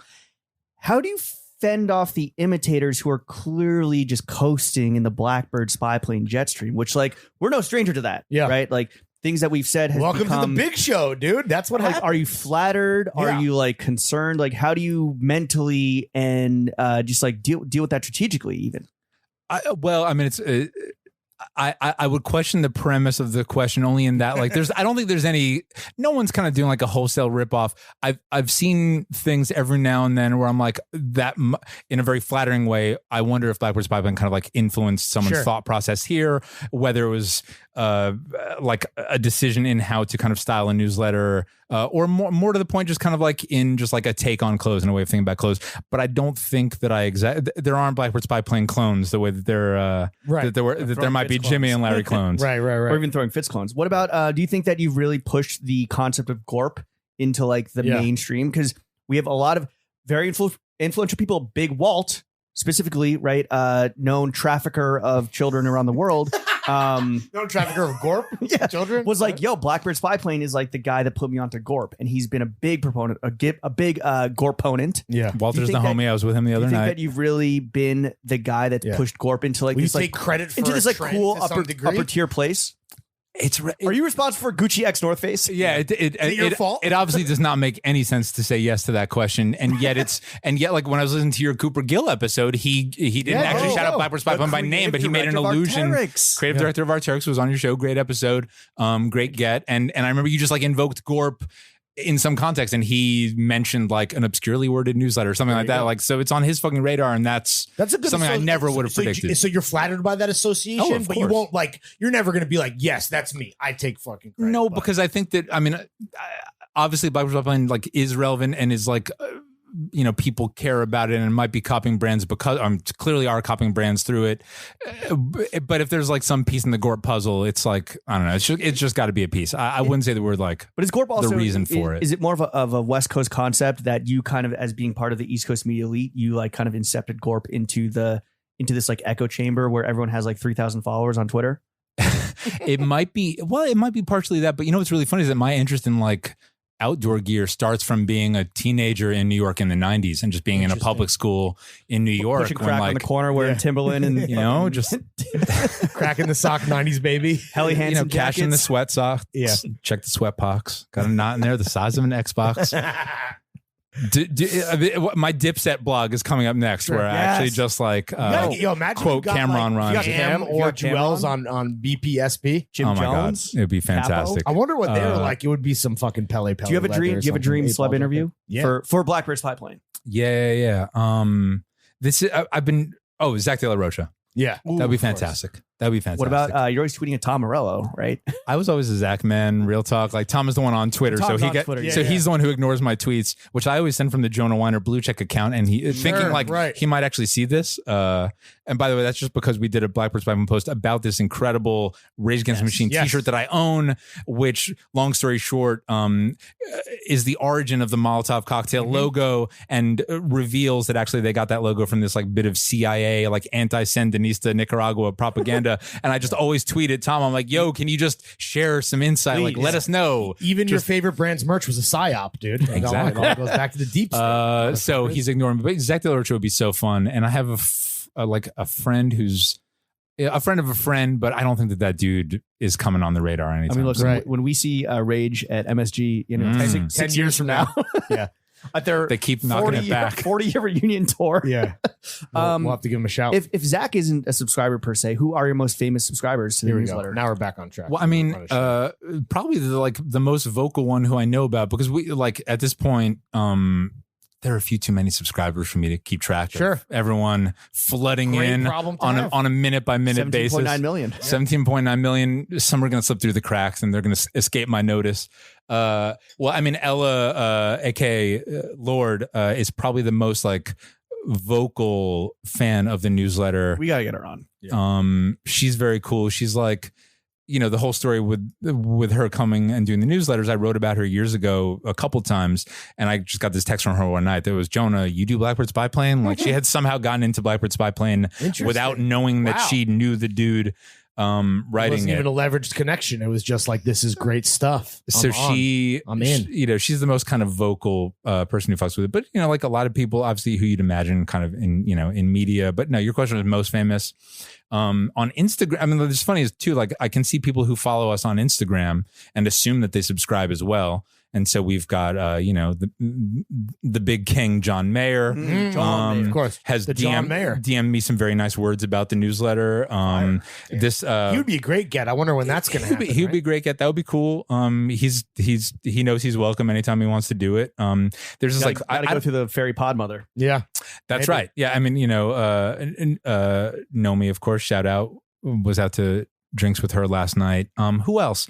There's this dude who apparently gets fits off. I don't follow sports at all. Called Hector Bellerin. He's like a huge football star. Yeah, he plays for Arsenal. He is. I would say because there's so many football guys. It's the beautiful game that think they're getting fits off. Hector Bellerin actually, truly, he has swag without a doubt, gets fits off. He would be amazing. He's copped pants through the sletter. Really? Yeah. Well, so I heard that. What was it? Fucking Hector Bellerin. So my buddy Himanshu from Das Racist and Sweatshop Boys, he hollered at me and he was like, "Yo, I'm friends with the woman who does 1111, who did the collab with Stofa. Your friends." And she told him, who told me that Hector copped those collab pants through the sletter. The Boro joints with that whole scrap denim. Yeah. So he follows on IG and I sent him a little note and I was like, hey man, like, he's anytime you want to come through. Beautiful man too. A beautiful man, looks great. Seems like his heart is in the right place too, in terms of the causes. He's not just fucking dumbass. Soul out. Yeah, exactly. He would definitely start soul out. So I don't know. I don't know. But people like Ella, people like Hector, I guess, are in the mix. I could go on. You could go on. Well, we only have 2.5 more hours. But okay, so I feel like when you do ask celebrities, it seems like, correct me if I'm wrong, when you're doing your 9 to 5, the job that pays the bills, and writing up profiles, it seems like you kind of slip in like, yo, also, by the way, I do this little newsletter. Would you want to give me some time for that? Am I wrong? Well, you are, only in the sense that the only time that something close to that has happened was recently. I did this cover story on Seth Rogen for the New York Times Magazine. And of course, he gets off hits. He's a fan of Needles cardigans, etc. As people probably already knew. And it's in that piece. So obviously I knew that he would make perfect sense. Also, he went to high school with Nathan Fielder. There's any number of connections. It would make sense for the double feature, the profile, for a double feature, and yet the addendum. I'm not trying to so for instance, for obvious reasons, I liken it to this. I've never shown up for an interview and be like, by the way, can I get a photo? Because I'm there to do a fucking job. Right. That'd be so corny. It would be so corny. And so in a similar way, I'm not trying to get a photo to with us though. Yeah, by the I way, would love to get a photo with you guys. We need it. We actually are required to take one for that's true. podcast promotion, but don't be afraid to ask for in his case or in anyone's case, I'm there writing about them for the Times Magazine. That's what's been agreed to. So I'm not trying to be like, oh, by the way, I also so with that one, I spent a day at his house. We talked about a lot of shit. Among the things we talked about, we were like looking at his ceramics. We're inside. He was showing me like notes that he and his writing partner used to come up with scripts, and he showed me a bunch of his vintage ashtrays. I didn't have room to put that in the piece, so I hit him up after the piece came out because I'm not trying to make it fucking weird. Right. No. It's like all he agreed to do was the Times Magazine piece. After the piece came out, I hit him up. I sent him an email. I was like, hey Seth, by the way, I do this newsletter. Are you nervous when you send that follow-up to be like, by the way, here's this favor, right? You're asking a favor, kind of. Well, in this case, good exposure. It is, for all intents and purposes, kind of like real talk. Lord knows, like the proverbial like someone inviting you to go see their improv, like the kind of cringe, like, oh my god, I have to come up with an excuse. There's something akin to that when you're like, hey, do my newsletter. Right. So at least with him, I could say, hey, I do this newsletter where I've talked to and name a bunch of people who are at least like make it seem fucking legit and verified, including his old high school friend Nathan Fielder. But no, in that case, we'd hit it off. We got along well enough that I was able to just say nothing further needed from you. Right. Just want to know if this is cool. Yeah. To just you show me all these fucking cool ashtrays. We want to work it in some way. It didn't make sense for the piece, but it would be beautiful for the newsletter. And he said, sure.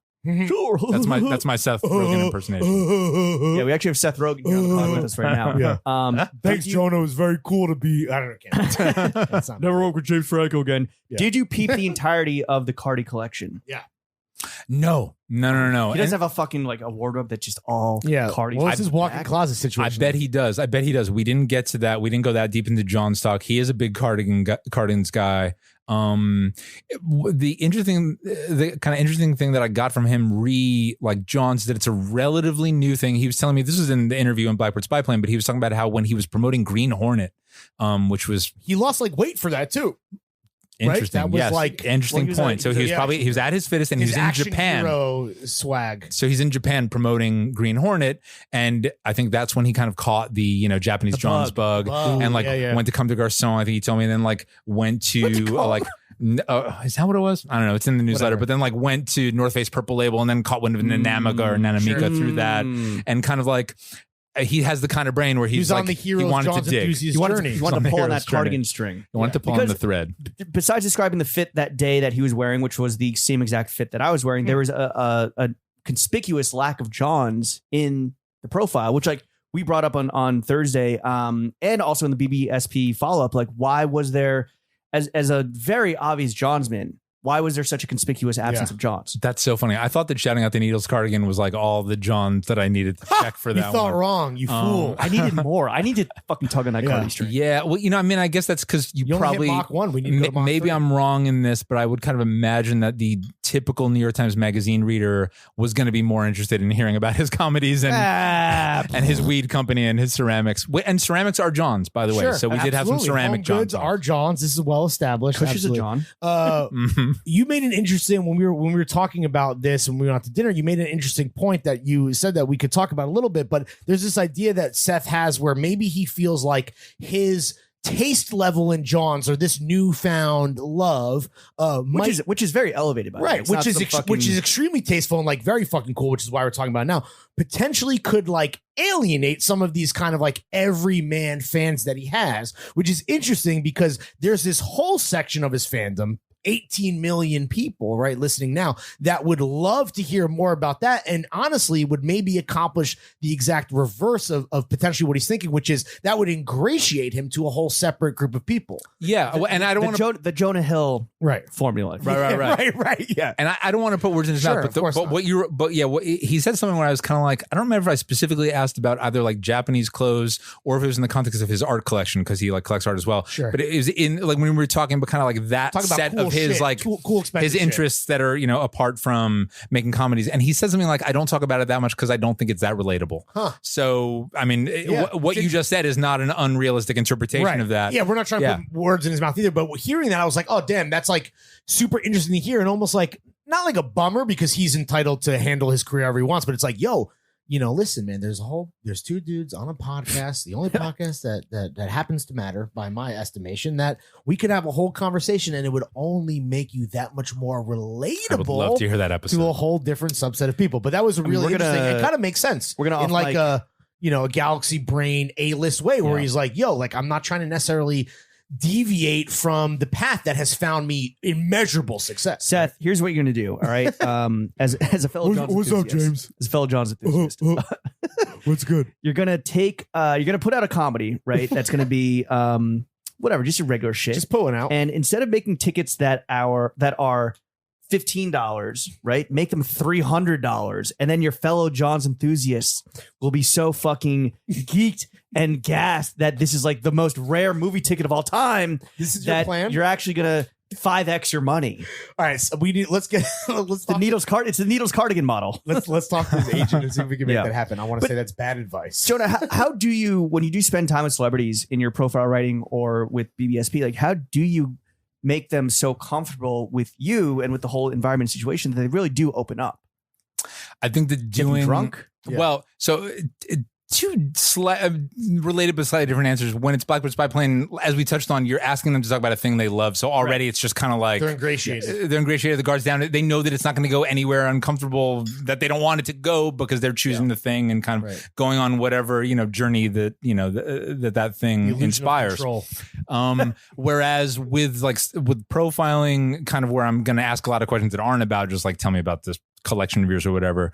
I think what I try and do is just do a lot of research and just be very thoughtful, because I think when you show up and you kind of demonstrate to someone in whatever way that you have thought seriously about them, that you're taking them seriously, it's hard not to just kind of say, okay, consider them, for sure. Yeah. So I'm actually so this dude asked a lot of questions of me. I'm now speaking as like interview subject, and kind of demonstrated that they're not out here just trying to get a fucking gotcha quote or whatever it is. And then I can get the gotcha quote 2 hours later. No, I'm half serious. Yeah, Trojan horse it. No, is it that, and this is a loaded question in and of itself, is it that simple, or do you have like this, because you're a charismatic guy, we're friends, you have charm and charisma out the ass, is it really that simple, or do you think there's a part of you where it is like a superpower? No, I don't think it's super. I think there's two.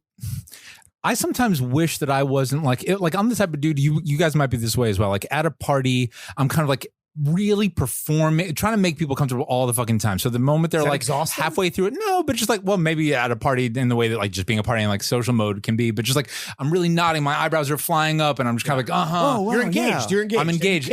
And so on the one hand, I sometimes wonder if I was slightly more kind of like what's the fucking like droid like or Vulcan like, if I was a little more like, would I bait people out by actually being a little weirder and having the rhythm be a little like, just kind of like. Anyway, this is not the way I am, but I feel like there are some interviewers who are a little just so weird, like the rhythm is off just a little bit, that rather than being off-putting, it makes the other person almost like they need to fill the silence. I'm trying to fill the silence a little too much sometimes. I'm afraid. Who are your favorite interviewers? Just real quick, like who like when someone drops a profile, obviously Zach Barron, right, would be like an obvious name. Who's okay, but yeah, anyone. Zach is the homie. Zach is a longtime homie.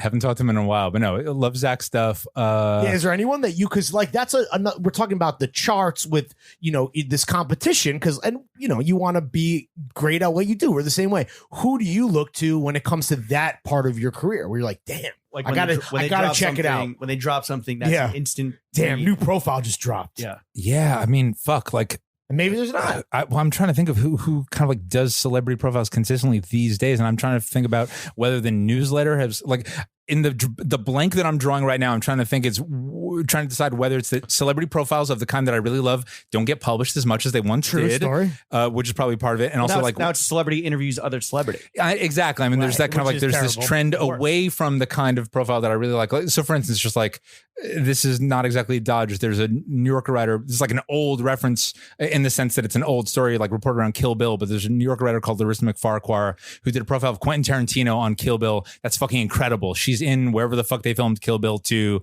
on location with him. She's amazing. She doesn't only do celebrity profiles, but she does do a lot of profiles. She's fantastic. Larissa McFarquhar at the New Yorker, but I don't know how recently she's published a profile. Sure. Nathan Heller is a friend of mine who's at the New Yorker who does artist profiles. Sometimes they're really smart. I really like writers. I mean, no shot at any writer, but the profiles that really thrill me are when a writer gets out of the way. It's not about, I was nervous let's just say that the person is interviewing throughout a celebrity, Jude Law. I was nervous that Jude Law was going to be embarrassed by my rental car. So when I was at the Avis and kind of like starting there, you ain't Gate to Lee's. I think you get a lot of burn from readers because they're like, oh, there's a personality here. But for me, I'm there for fucking Jude Law. I want to hear about Jude Law. So like my favorite profiles are when you really see Jude Law fucking work in a way that you're like, oh shit, Jude Law isn't just famous because he's a fucking Adonis and beautiful, etc., but also he's good at what he does. And this profile cracked that open. Whatever. Learn all that, Rick. But that is a great piece of advice. Someone told me something similar many years ago, and I remember this when Glenn O'Brien, never talk about myself, when Glenn O'Brien left GQ and we interviewed him for Four Pins, or I interviewed him. I remember really doing what Jonah just said. Yeah, he doesn't like people doing. I remember. Well, people care about what I have to say. I remember you're profiling yourself, but getting out of the way, like you're saying, just like letting him go. Which is again, that's a great interview. Even though I feel like you and I do the exact opposite. What we do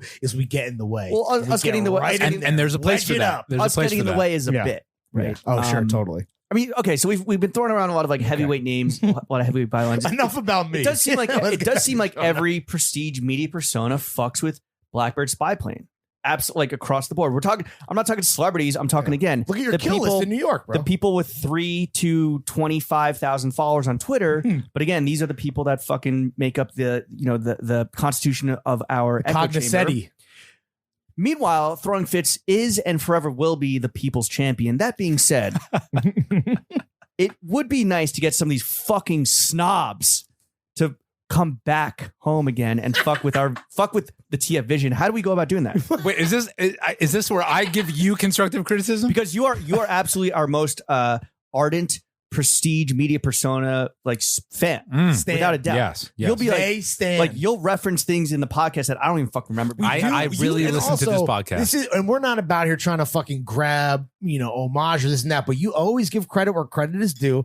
And you cannot say that about a lot of other motherfuckers, even people that we were friends with. So kudos to you. But my question, you're on the right side of history. My question is, you do have every prestige follow fucking with the BBSP vision. How do we your little finger? How do we kind of ingratiate ourselves to, not that we're going to bow down to the fucking, One World Trade Center, which I can see from your beautiful hotel room. But like how do we get some of these? Don't get it twisted. Blackbird Spyplane stays at the 10th floor and higher. There's always a view of notable New York City landmarks. And also you are a fellow champion of the people. Yeah.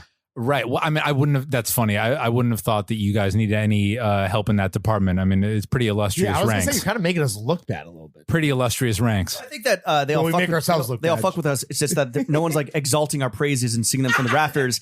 Maybe because they've been doing it for so long. I don't know. We're no longer like the new kids on the block. But yeah, how do we get these snobs to fuck with us again? Who do you need that you don't have? Good question. Yeah, I don't know. I don't. Listen. This is not my question. You've got Nomi Fry. You've got Jonah Weiner. How do we get Joe LaPuma to come on the podcast? I don't know. Yeah, that was fair enough. You mentioned how the newsletter is an actual, like, it does require actual work. If you had to put a number or quantity of time on it, like how much time do you spend per week actually garnering the unbeatable recon? And like, what's your media diet? Like, what are you absorbing that you can then spit out onto the page? Right. What's kind of cool is that as the thing has taken off and kind of continued to be fun, made dough, and kind of resonated with people in kind of tangible ways. I never did answer that earlier, but I was going to say, but I knew you were going to ask that, and I will. Here's my kind of like QT semi answer. This says maybe more about the state of journalism than it does about the question that you're asking. But in under a year this is fucked up. And this is why Substack is actually like a threat. This is like connects to actual interesting, non-jokey questions about like Substack and kind of like some of the questions around Substack right now. But in less than a year of charging for this newsletter, it in a year makes more than I was making after a decade as a professional journalist. And in its totality, a decade of not added up, just but my yearly compensation 10 years in with 10 years experience, grinding, working up from the proverbial mailroom, etc. Like already in under a year, the newsletters. To you when we think about it, your mindset a year ago when you're like, okay, I'm going to go on TF and I'm going to get on like sell mode a little bit. Did you think that you would be here in a year later? Almost exactly. Well, I sort of did, only because like the promise. I mean, it might be like, I guess you could actually critique this and say that this doesn't happen for most people, but the promise of a Patreon or a Substack is actually a relatively niche audience can glom onto you, but when each of them just kicks in $5, it adds up. Right. So my sense was kind of like actually realistic that this shit could pop off.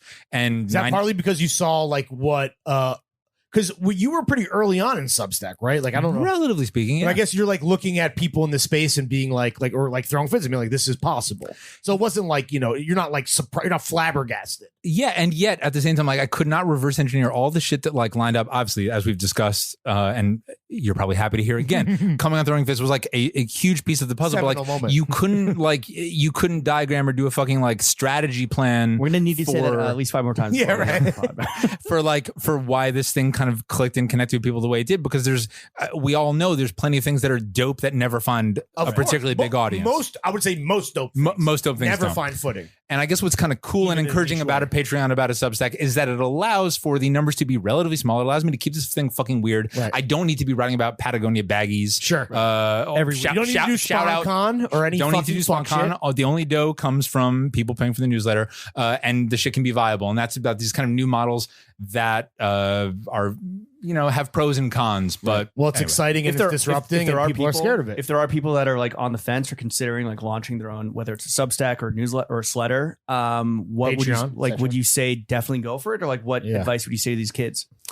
I think like I did in my like non Blackbird Spyplane like incarnation, I did a profile of Jack Conti for Wired a couple years ago, who is the founder of Patreon.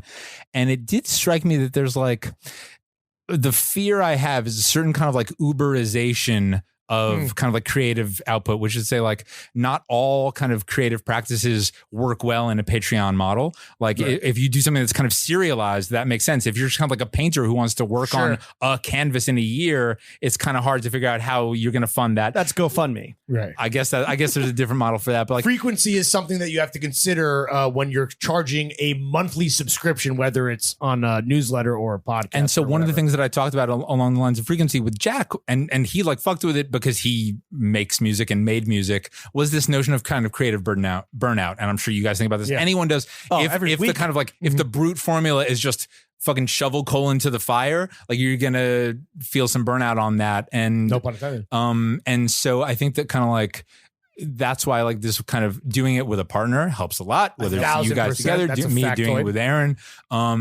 because you can kind of like like share a burden, but also just kind of like, you're just in cahoots, right? Sure. You're like, you're with your accomplice in a way that keeps it fun. A running mate. But it's just like, I think that you wouldn't want to like, in the smallest version, be careful what you wish for. When the shit connects, like you need to fucking keep it going. Right. You can't, you gotta keep your foot on the gas. And I don't know if I'm like all gung ho on like a new model where you just need to be working 365 days a year.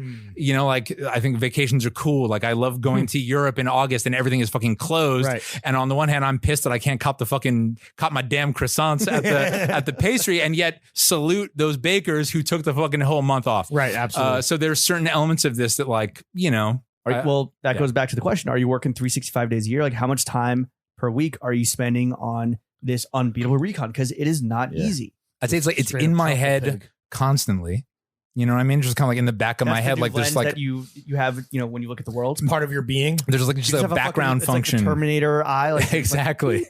Just constantly. But your internal setting is one of inquisitiveness and intrepidness and trying to find new shit, even if it was just for you. That, but also just kind of like Tuesday's coming, Thursday's coming. You're just always knowing that there's like a hole that needs to be filled, and that's just always Tuesday, Friday for us. A year into it, have you approached the kind of not the burnout, but like where it does kind of like on a bad week and I think I can speak for James and myself, it kind of starts to feel like a gauntlet to some degree. Have you reached that point, or is it still kind of pure and you've kind of figured out like, you know, a rhythm? Where are you at with that? For the most part. But no, I mean, to be real, to actually like not just fucking cap for 2 hours. Sure, thank you. What I've had to realize, thankfully, this has been like very seldom, but every now and then there's going to be a week where for whatever reason, you're not feeling it as much as the other weeks.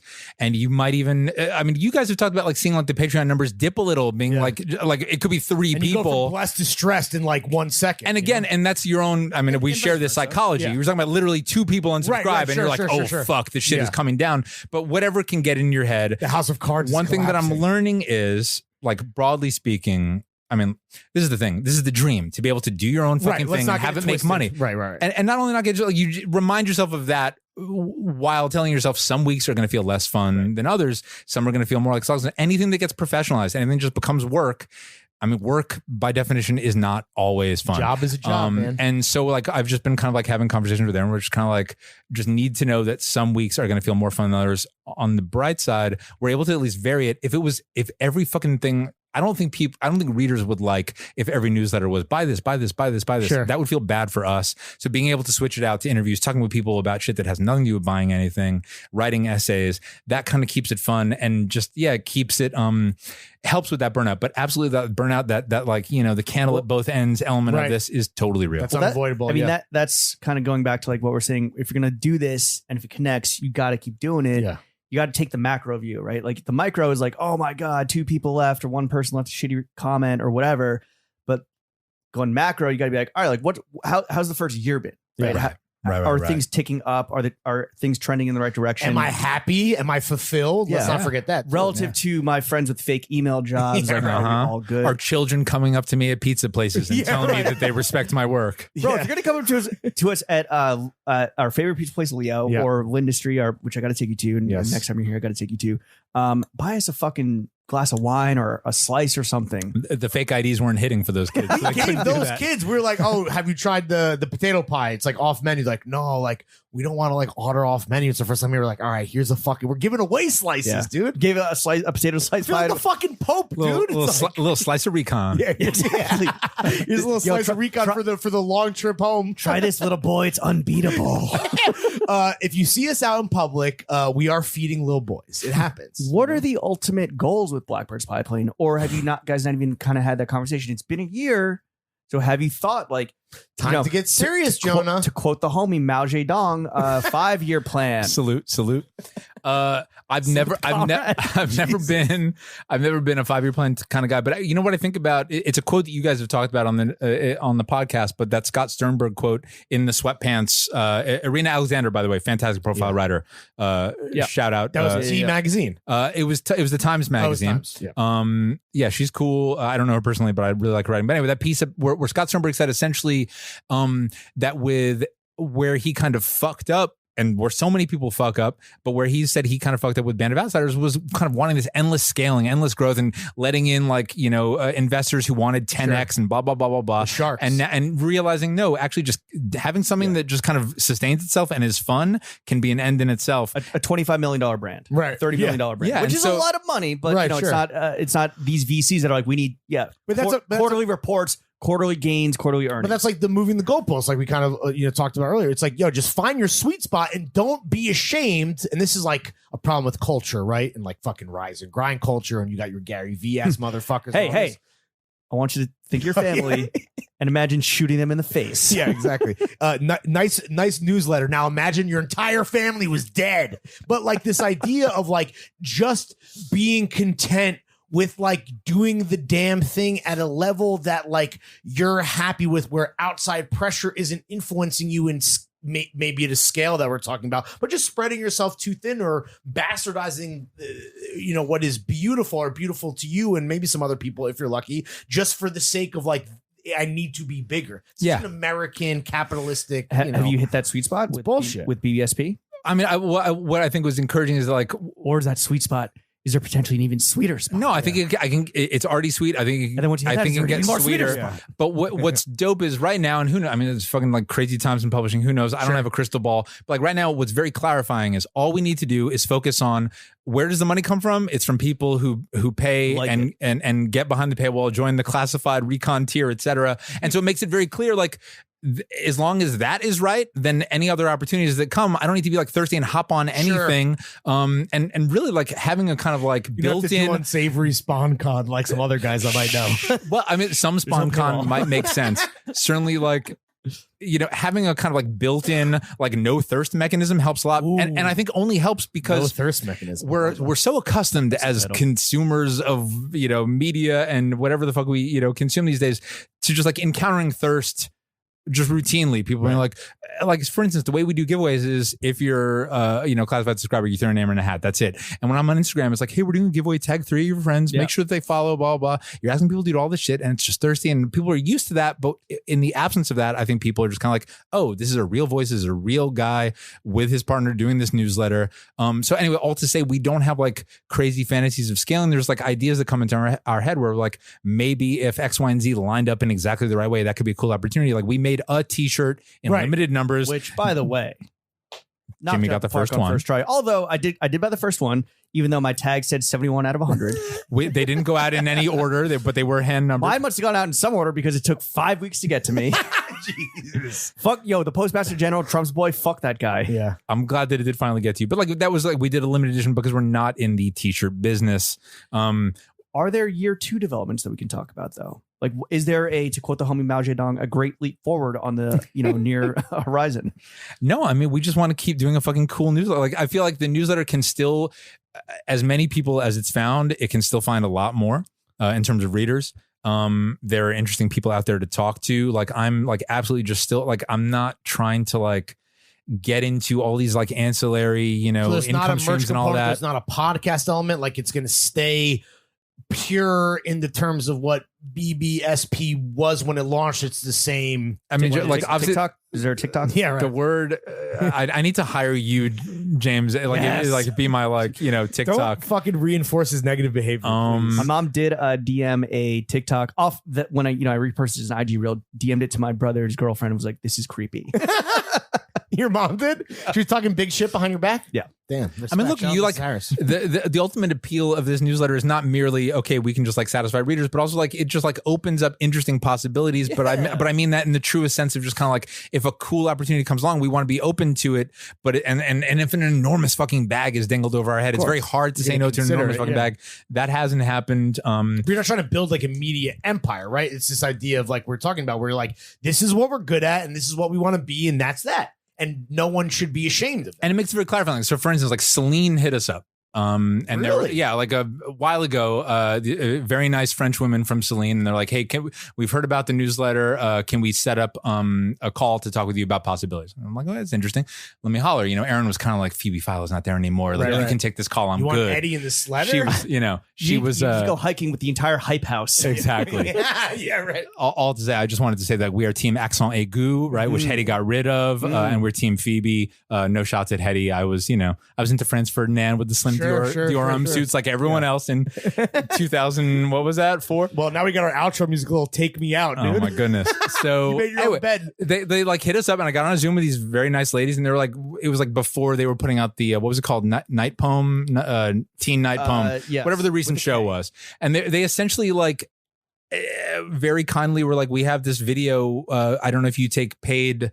They wanted partnerships. about the It seemed like they wanted me a like to 15-minute post show. the presentation. Thing. Something it never even got to that concrete, Sure. but they wanted to kind of feel me out. And I was like, real talk. What we do is giveaways. If like that's kind of what's made sense so far. If you want me and Aaron to just kind of like rifle through the collection and like handpick something and do a giveaway, and that didn't make sense for them because on that luxury LVMH shit, Right, they're like that's- giveaways, no Giveaway. And I was just kind of like, all right, cool. Like it was nice talking to you. Like respect, and that's kind of like where it's at, and something might come of it. But it's just very clarifying. Like another situation, we might be like, oh fuck, we got to get this bag, and suddenly there's a Blackbird Spyplane where there's an embedded video with a Celine presentation, and it's gonna feel just a little bit weird. And if you do that enough, you kind of just you fuck up lose what you trust. have. You fuck up what, No, fuck for up what sure. you Well, have. the trust of the subscribers who are paying you their hard-earned dollars directly yeah. and getting nothing else except you, like you can't lose This is that. D2, I mean, and you this guys is know that shit D2C too. Mach Well, 3 that's recon. We a can't fucking pervert that's a it. fucking L that you clearly Avoided, the Blackbird Spyplane potentially. banked left hard, And the video seemed cool, but it's not the place for it. Sure. it was fine. It was fucking weird. Okay, so you avoided that L, but what was the biggest fuck up in Blackbird Spyplane's first year? It's so incredible that we achieved millions of incredible With things, zero L's. and just zero whack accomplishments. Not even like like for example, Lawrence and I No regrets at all? For a period of time, we owed the Department of Labor $19,000. Yeah. Thankfully, Jesus that penalty was Christ. rescinded Yeah. this week. Thank Speaking you. of bank my and God. left, we fucking swerved out, Yeah. little duck and a little dodge. There, but for the grace of God, because I'm not good with No dough fuck and, ups like, at all. Nothing that you would be like, this is notable. And I You didn't want actually to like use CC. it. You didn't actually CC instead of BCC. Like Yeah. It wasn't like we don't have a teaching moment for the 18 million at home because we're looking for just some serviceable, educational kind of what not to do, what to avoid type shit. I mean, no, I think in part like the reason it's not cockiness when I say, I mean, I'm being silly when I say zero whack accomplishments, but like we're kind of to a degree figuring it out as we go along, but you're kind of like talking to someone in a certain sense who's just publishing a personal blog. Right. So like what else is a personal blog going to generate? It's just like my, weird shit that I throw up on the internet that people fuck with. And, some things will be viewed more than others, but like in terms of now, You never endorsed something that you regret or said something that you wish you could take back in terms of the essays or even just like putting a cosign, I guess, because like you guys do your due diligence, obviously, but I guess yeah, maybe we something really there. fucked with this Teen Vogue editor in chief. Yeah, nothing like that has really happened. I guess one thing that I will say, and Aaron is very good at like checking me on this, is that like the voice of this connects to one reason that I've avoided regrets along those lines is that while I am capable hanging out with the homies over pizza, Sure. for instance, in kind of talking some shit or being a little critical, Right. we try and keep the voice of the newsletter. With the exception of saying fuck Amazon, Sure. fuck Jeff Bezos, we are a pro fuck Self-reporting. Amazon newsletter, and that's very clear. Independent of that, like it's a positive vibe newsletter. We kind of write about shit if we like it. And every now and then I've kind of like, let's say, for instance, like we're not a pro Allbirds newsletter, but rather than saying fuck Allbirds or making fun of Allbirds, we just don't mention Allbirds. I don't think about you at all. Yeah. Exactly. I don't You're think about you at all in the elevator. Degree, unlike some other people that love. But I might have had like a bunch of. I might have had an Allbirds. Fat little piggy wigglies. I might have had an Allbirds joke in the newsletter, and Aaron was like, "We don't even need to like. You don't need to go there. Take it out." And I was like, "You're right." Necessary. And by the way, one that you guys have thick skin. I don't have thick skin, and one of the good things about being positive like that. Here's like slightly a gem for anyone out there. There's a lot of modes of being online that are extremely trollish and antagonistic. Being posy and like celebratory without being like simpy, but just like not taking shots. You like what you put out, you get in, and like. Absolutely. At this point, knock wood, like no one comes at me with fucking nasty energy. This is what I always fucking say. Only tweet pee poo poo jokes, and then guess what? You only get piss on your face and shit on your chest. The love you take in the best way possible. To the love you make, or whatever the fuck. But it's absolutely true. Like all the. It's truly incredible. Like the only messages I get from people are like, "Yo, love the Mach 3 dossier this week." Like they're using the lingo. Have you ever gotten? Has anyone ever fired a shot at you that like has kind of stuck with you? Not that stuck with me. There's like been a couple, little because the internet. Let's not get it twisted. We know what the internet is. Be a hating ass hater, but it's what are they like? What could they possibly say? I think the critique. Oh, I was just going to say in part that like I think the barrier of we were talking about before, like if you kind of scale over the wall of like the weird photoshops and the weird voice, that weeds out the haters. So I was going to say it's almost a self-fulfilling prophecy there too. But there was someone who have a barrier of entry to get the narc ass motherfuckers like just out of here off ripping. Yeah, but I mean that said, anything that some people are saying is cool, other people are going to be like, no, that's just not that cool. Right. So I mean, just along those subjective, lines, I guess, along those lines. But yeah, but I absolutely have thin skin, and I couldn't, I wouldn't be particularly happy. Podcast. Exactly. All right. Well, let's say that it is fuck Jeff Bezos over here, but let's say Jeffrey. He's going through his divorce. Or I guess he's through his divorce. Let's say Billy G. Over in the San Juan Islands. He's looking for a new plaything. Comes a calling, or Yvonne Chenard even comes and he's like, "Yo, what's your number? How much would you sell Blackbird Spyplane for?" I need to see. I'm so bad at numbers. I'm about to fucking $10,000. I'm about to undervalue my shit. Yeah, I'd say 10,000 big ones. $1 million cash. Straight. I mean, I don't even know what like bills. 1 million. No, I think it would have to be more than $1 million. It'd have to be like each. It'd have to be like truly life changing money because you are talking about something that's like very fun. And yet on the other hand, like. Boy, I mean, you'd have to be stupid to turn down like a good offer on something you made. Yeah, 100%. Would you sell it though? Would it have to be the right seller? Like, what if it was like Amazon was like, "Hey, buyer. We're like actually building out our newsletter division, and you are the 11th most popular culture letter, but we understand that two of these motherfuckers are talking about politics. You're really number 9 in our hearts." Would you say no to an Amazon no matter what the bag was? I mean, boy, that would really be the ultimate test, right? Since like the one thing that we say in the newsletter that's negative is fucking Amazon. No, I mean, just so they could like go back to the archive and delete that. It would be so. At this point, I would have to take the L of turning down the theoretical $250 million that they're offering for Blackbird Spyplane. Anyone else, Exxon, please offer me $250 million. But Amazon at this point can't go there. Is for sale, dude. I don't give $10,000 for throwing fits. Are you fucking yes? Yeah, let it rock, dude. Not even each, just combined. I mean, it is funny. Like newsletters are the new like hot product in media, and there's this like tension between the same way that like podcasts and had this like disruptive nature to it a little, a few years ago before it got kind of totally integrated and embraced by like iHeart and oversaturated by like all these guys, iHeart, New York Times, NPR, Spotify, Barstool. Newsletter though still has this kind of like a little bit of a punk quality to it, and yet it still seems like everyone and their fucking mother, whether it's good or not, is launching a newsletter. Have we hit peak newsletter? Yes or no? I mean, you like on the one hand, you're tempted to say yes, and yet people were asking that question of podcasts, like when Mark Maron was popping like a decade ago, and then you saw like, no, this shit just kind of took over and became a new paradigm. Yeah, I don't from peak to like mainstream in a way that it's now it's a normal like mode of it's a thing, right? It's a thing or whatever culture. Yeah. No, I think that there's. No, I think that there's. I don't think, but even in like the standard definition of peak, I don't think we're there yet. I think that there's like still like because you just hear about like as of like a couple weeks ago, Substack is approaching people with these pro deals, right, and still trying to sign people. So I think there's fucking talent. Yeah. I think there's still a lot further to go. What about like on Twitter when you see everyone's just like, "Oh, I'm launching a newsletter."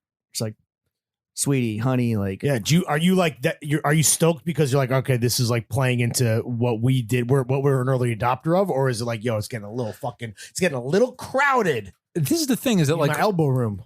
Launching Blackbird Spyplane was always kind of like, oh, there's like via Substack, like there's a platform that'll allow me to kind of just like essentially just smash the button and not think about anything. Yeah. And so I almost don't like, it's almost like having a Grom. it's right. There's like a mechanical Substack, automated Grom.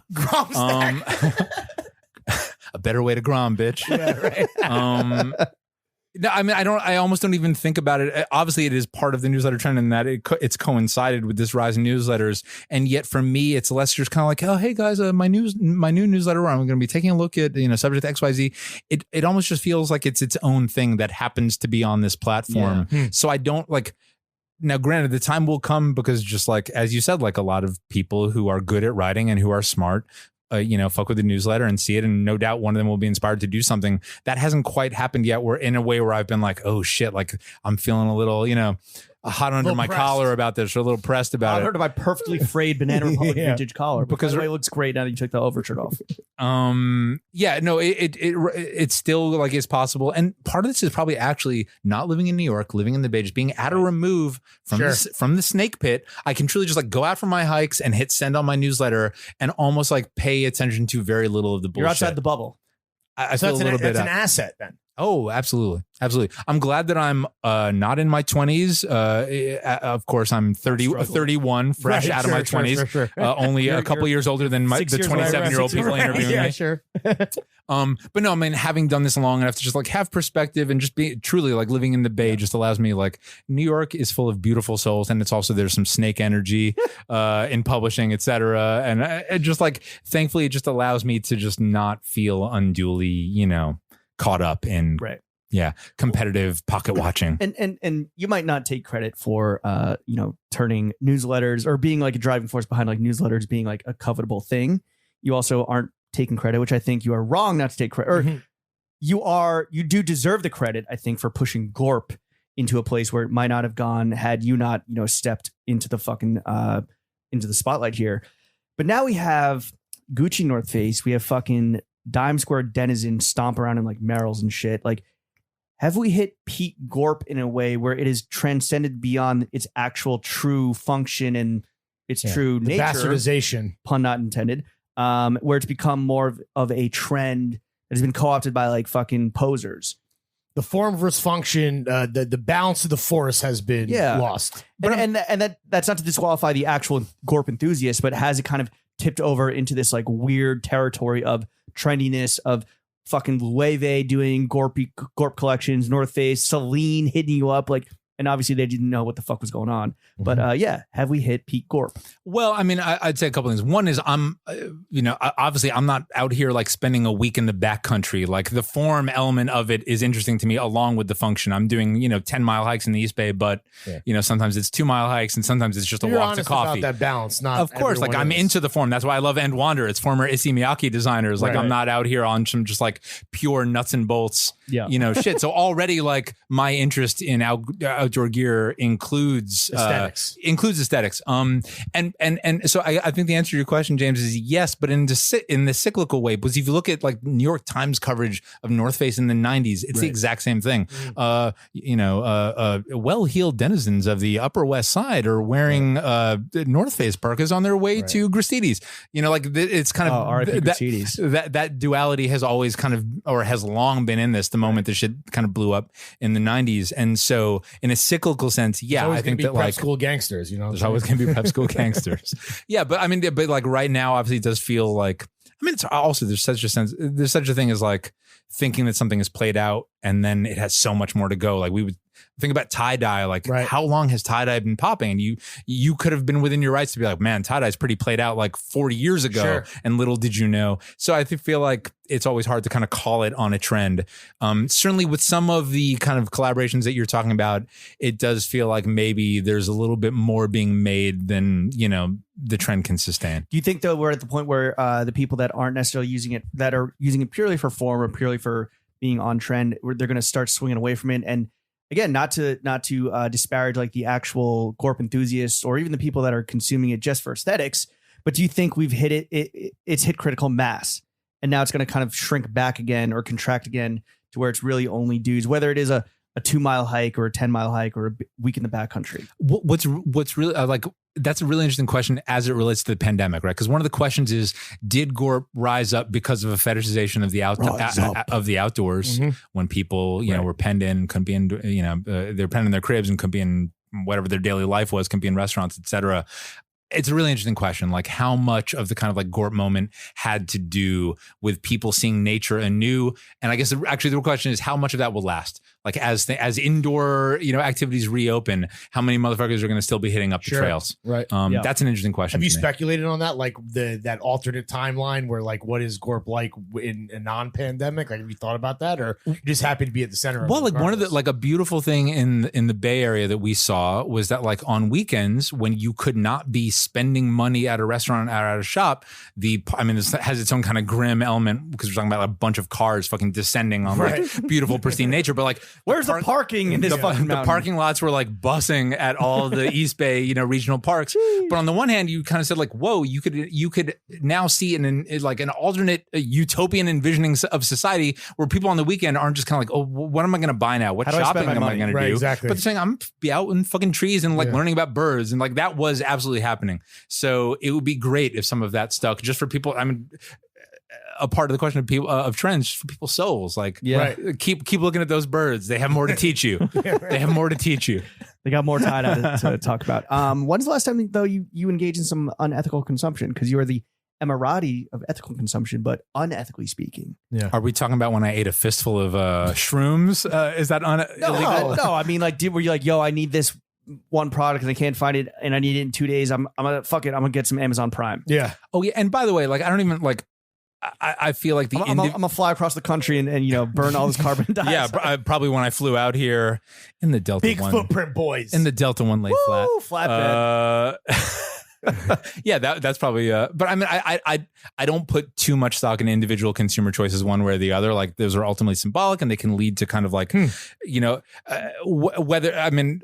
I was talking about this the other day, but like just because you buy like the energy efficient, you know, dishwasher and the recycled this and the recycled that, like you're not going to buy your way out of climate change, right? Sure. It's going to involve regulation. It's going to involve mass action, et cetera. So whether or not I actually cop something off, and I haven't copped anything off Amazon in many years, but even if I do, that's a symbolic thing. Yeah, it's a symbolic thing. Thank you for your service. We get it, Jonah. That's why we see the Evian plastic bottle over there. It's cool, man. It's the cool. one-use single plastic. What is the unethical mode of behavior you engage in kind of regularly that you are hoping to change?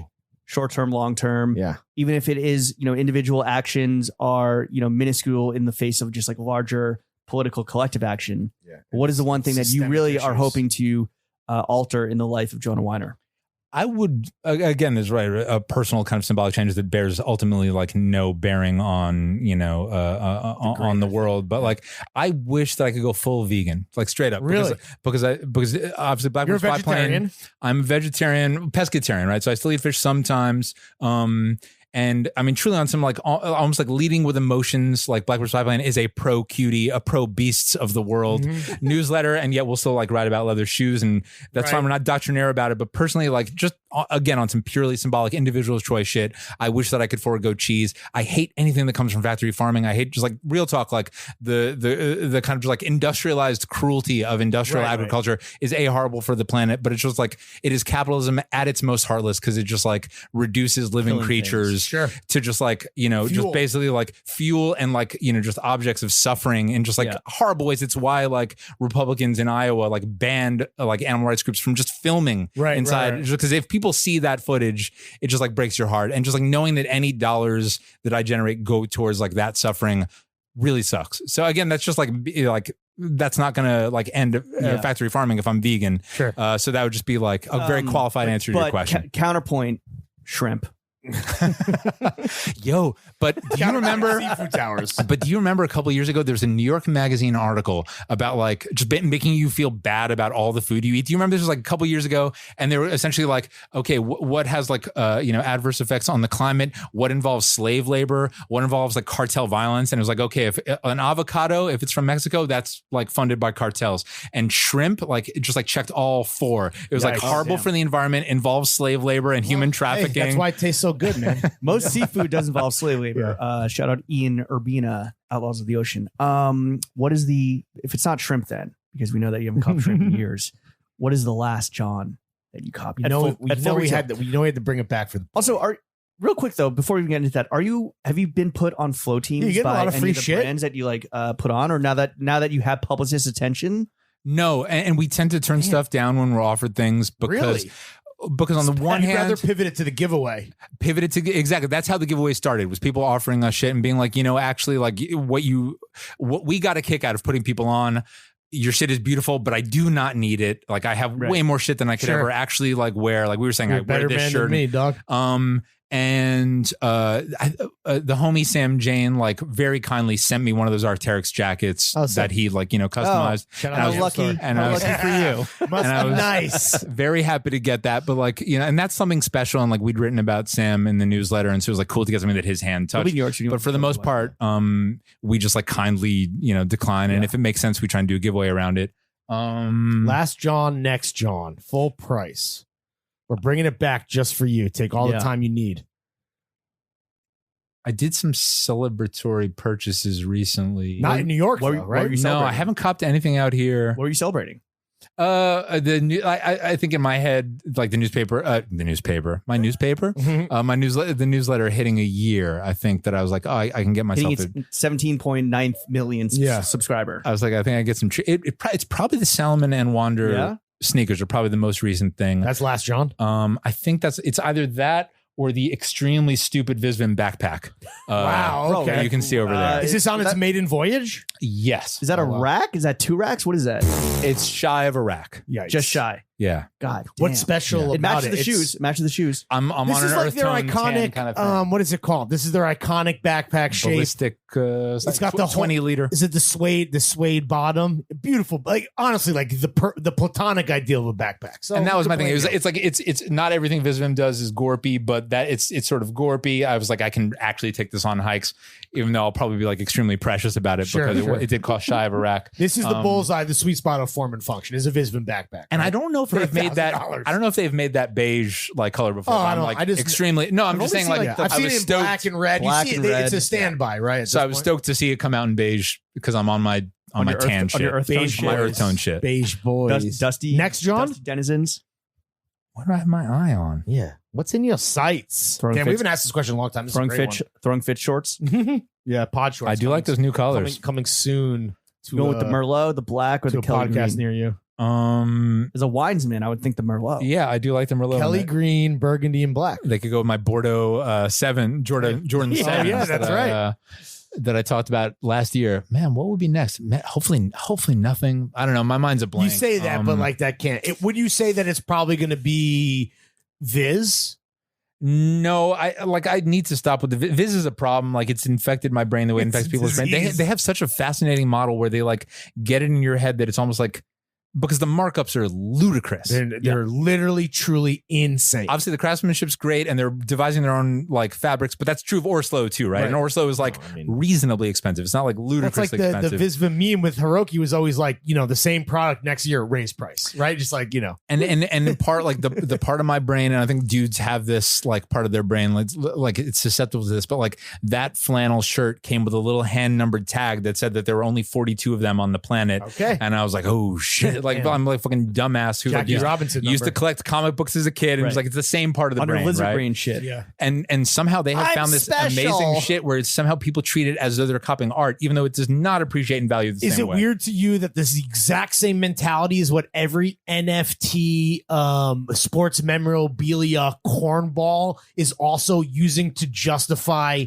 the next most outrageous purchase? It's the exact same mental illness. And yet you can actually, they're smarter because they'll actually see a return on that shit. And this is like, it increases exponentially. This is like a car that loses X% when it goes off the lot. You wear the backpack off the lot immediately, half price on grill.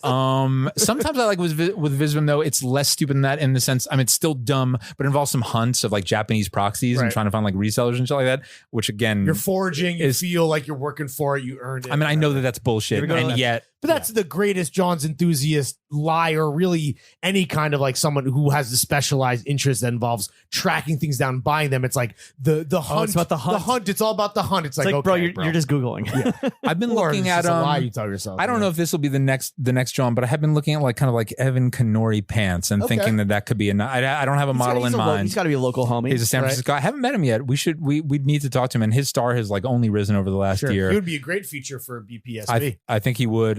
His pants look cool. I need to actually see some in person, so that might be. You gotta go to Dover. You gotta go to Dover and his try entire stuff. his entire collection of like six Johns a season are just snapped up by Noah Johnson. So right. Before I think I saw some pants or something. I might have seen some. I popped into CHCM the other day, and I think they carry Kenora. Oh well, there you go. I think I might have seen some. Do you have a current grail? Ooh. And how long has it fucking haunted you? Festered. Okay, mind? let me get your feedback on this, because the answer is yes, but I also wonder if it's corny in the sense of like, all right, let me lead with the comparison and then like back into the grail.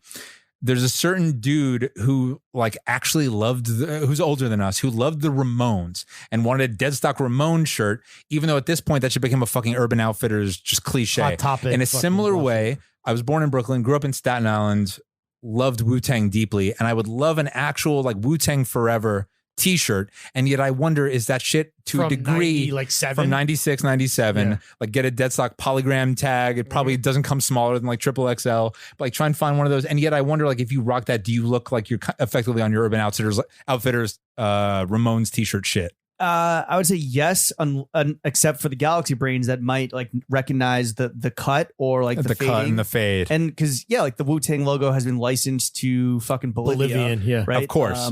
And I'm talking about the cover of the album, so it wouldn't just be the Wu-Tang logo thing. But like I guess like Lawrence and I are a little over rap tees, but that might just be because they proliferated so hard in like the like a wave or two ago in this kind of vintage trend. Exactly. But I don't know what it's like, out I would, in, like, I would tell you, Oakland. one, who cares? If you want it, you want it, right? That's like, Also, that's gonna be like a an artifact. Yeah. More so than like every day. And that's right. And the second thing, which is even crazy to say this, is that I think that people would look at that and they wouldn't think like, oh, Jonah went to Hot Topic or Jonah went to Urban Outfitters. What's crazy, and this is kind of like just a commentary on like the vintage game and by extension, the vintage rap tee game, people are just going to be like, oh, like he just has bread, right? Because now that's become, the vintage rap tee has just become the status symbol of like he can afford the non-vet Moss Snoop Dogg joint. And that's why I think I'm not going to cop it. Right. And so that is I don't like that element of it. That's one area of garment that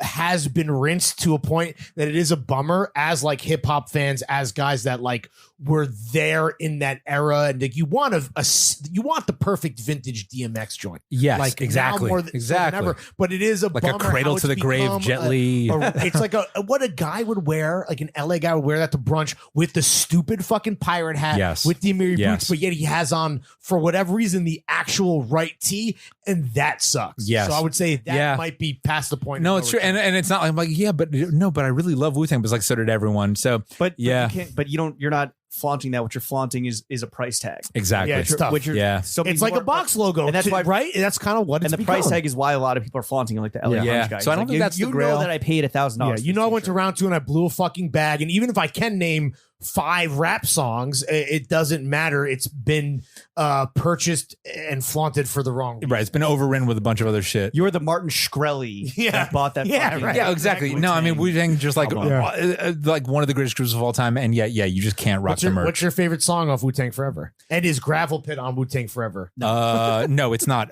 Hell's Windstaff, which is on disc 2. I always love that one. And what's the other one? What is Gravel Pit on? The Next was on the next record? Gravel Pit's on the W. 2 later. Damn. Gravel Pit's on the W. Gravel Pit. There's a song called Visions and there's a song called Hell's Windstaff that are both fire tracks. I'm fishing for outro music because right now we got Franz Ferdinand, and then I threw on 3-6 Mafia, popping my collar, a lot of collar talk. I mean, I can only really the only Great Wu-Tang Project Forever Pat. verse. Visions would be hot outro music. Okay, all right. Let me double check the name of that song for Sham, but yeah, chef, do your fucking job. For once in your goddamn we're bringing life. it back. You're a year old. Our pod with you is a year old. We're bringing it back to the old ways. What are some small emerging brands that you're fucking with right now? Whoa, is this a segment called Fuck With Not Fuck With?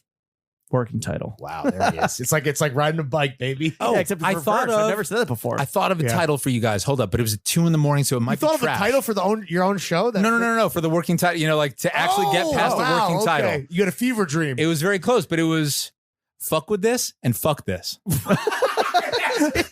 Big brain shit, dude. Is that good? No, we're gonna need to dial in Aaron. Sheesh. All right, Yeah, we're gonna table what that. are some? That's just how comfortable I feel with you That's- guys that's- that I'm going to show you my chalkboard. That's the thing that we love about you is that you're not a gatekeeper, right? You will open up the fucking. You will give an floodgates to- absolutely dog shit fucking recommendation. You know. Nah. But no, What's the notepad tell small emerging brands Yeah, we fuck with right now. Let's put some motherfuckers on. Well, I mean, these are like if you've been reading the newsletter, then these won't be surprises because these are things that are kind of like that have been in the newsletter In and your arsenal. you know anything else we've got to hold up till we publish them. What's been cool? Well, you know, shout out you shout out Graciano Gutierrez, Sure. doing amazing shit with Mexican textiles up in Oregon. Comfy Outdoor Garment. We've written about them a little bit. It's this extremely sick Japanese gorp brand that is basically not available here unless you use a proxy. They're in your John's. That's how you know it's good. Index. Yeah, they're in the Johns right. We just did a Master John Index to kind of like mark a year of Blackbird Spyplane. Where behind the paywall, this was like props to Erin. She went through every fucking newsletter we've published Crazy. and pulled shit out just to have like because one thing about a newsletter is not particularly searchable, so we want it all in one place. Comfy Outdoor We tried to Garment do is something in similar there. for our 1 year anniversary, and not gonna happen. It's hard. It takes work. So Comfy Outdoor Garment is super dope. And you kind of, there might be one or two stockists here, but I think for the most part, you're like maybe copping from the UK. Okay. And their shit is beautiful, really well made, very cool. If you follow Brandon Wardell, he's been wearing, and you've admired his like camel and navy fleece. I know that he's been on the previous podcast endeavor that should not be named. It just popped in my mind. He copped that through the sletter and it looks great. Little visual on Comfy Outdoor Garment. What else is cool? Oh, and Mantle out of Australia, another CHCM brand, but like kind of Kenori style, similar proportions. They're kind of not about the crazy patterns. It's just about like really nice solid colors, really nice materials, engineering. It's like designed in Australia and then manufactured in Japan. That shit is dope. The bucket hat that I wear all the time is from them. And then there's this smaller brand called Cottle, Cottle, who make the yak fleece that I've written about in the newsletter. Sure. Some of their shit is less to my liking, but they do in a similar way. I think kind of what unites, them and Mantle is the sense of kind of just like it's more about the materials and the proportion than it is about like crazy patterns. Right. Sure. Are there any trends that you're fucking with right now besides like? Obviously, gorp is like a whole universe, but maybe within that universe of gorp itself, are there micro trends you're seeing even outside of gorp? Nano trends, even outside of gorp. perhaps? Yeah. Mm-hmm. What are you fucking with out there? Man. Sorry, what do you fuck with this-ing out there? Yeah, I don't know. Let's try to think. It's funny. I'm trying to think. Fuck this and fuck that.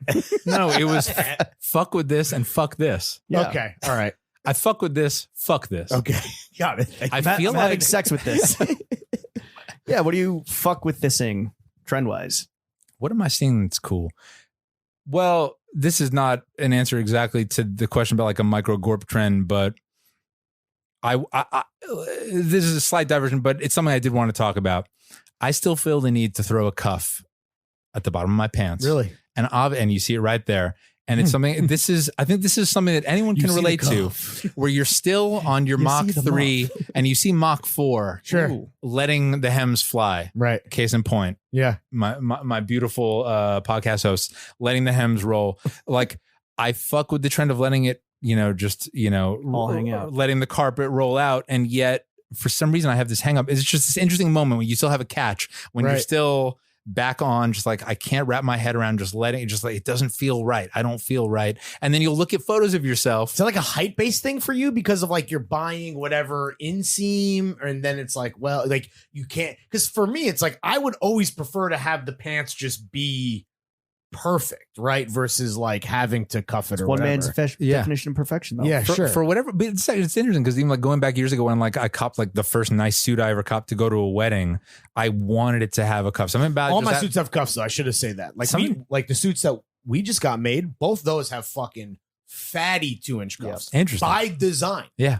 So it's like a little ballast at the bottom of the leg. Anyway, so just like an anchor. But that said, like I guess this is like, this is absolutely a trend. So when you're I see super pro cuff. You're advocating for all pants to be cuffed. No, quite the contrary. I'm kind of like acknowledging that I know I'm behind the times. I know that you should be, if you're just, we're just talking about trends here. Yeah. If you're on point, you're letting it fucking flow, and you might even have some wild stack and just like wild break. You love a little stack, Yoli. Yes, sir. And you do it so well. And yet, like, I'm not there yet. So I maybe 2021, I'll get there. Okay. It's the stupidest thing. But cuffs, hey, what about a cinched cuff like we have on these Throwing Fits 316 pants? I like that. It gives you the weight and the ballast, but it allows you to stack a little bit, but it can still flow straight. Yep. Little drawstring cuff. Obviously the Goreckis, shout out to Antonio. Yeah, right. Exactly. Have a similar You've been functionality. wearing those all week, right? I haven't. And actually I yanked the drawstring out and cuffed them.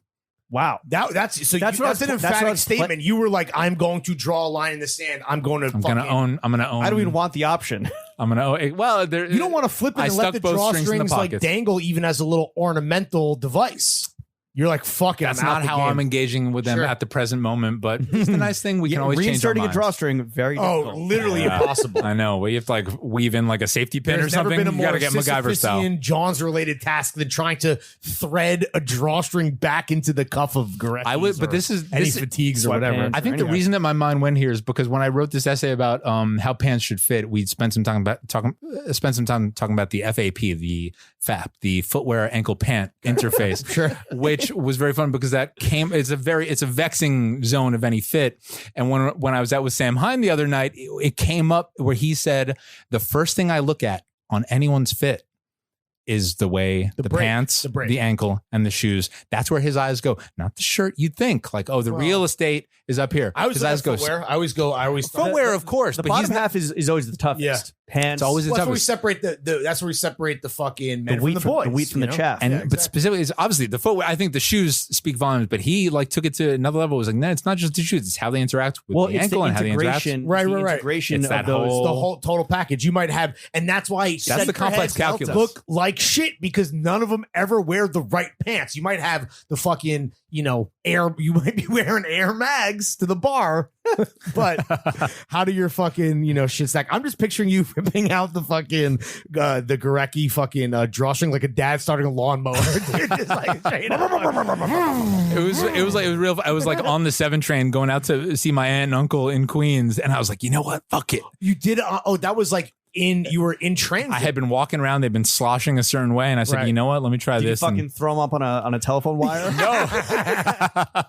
I actually stuffed the left one in the left cargo pocket and the right one in the right cargo pocket. Right. Okay. Jonah, I know that you're a positive vibes type of guy, but let's get real negative for a second. What are some brands out there that you're not fucking with?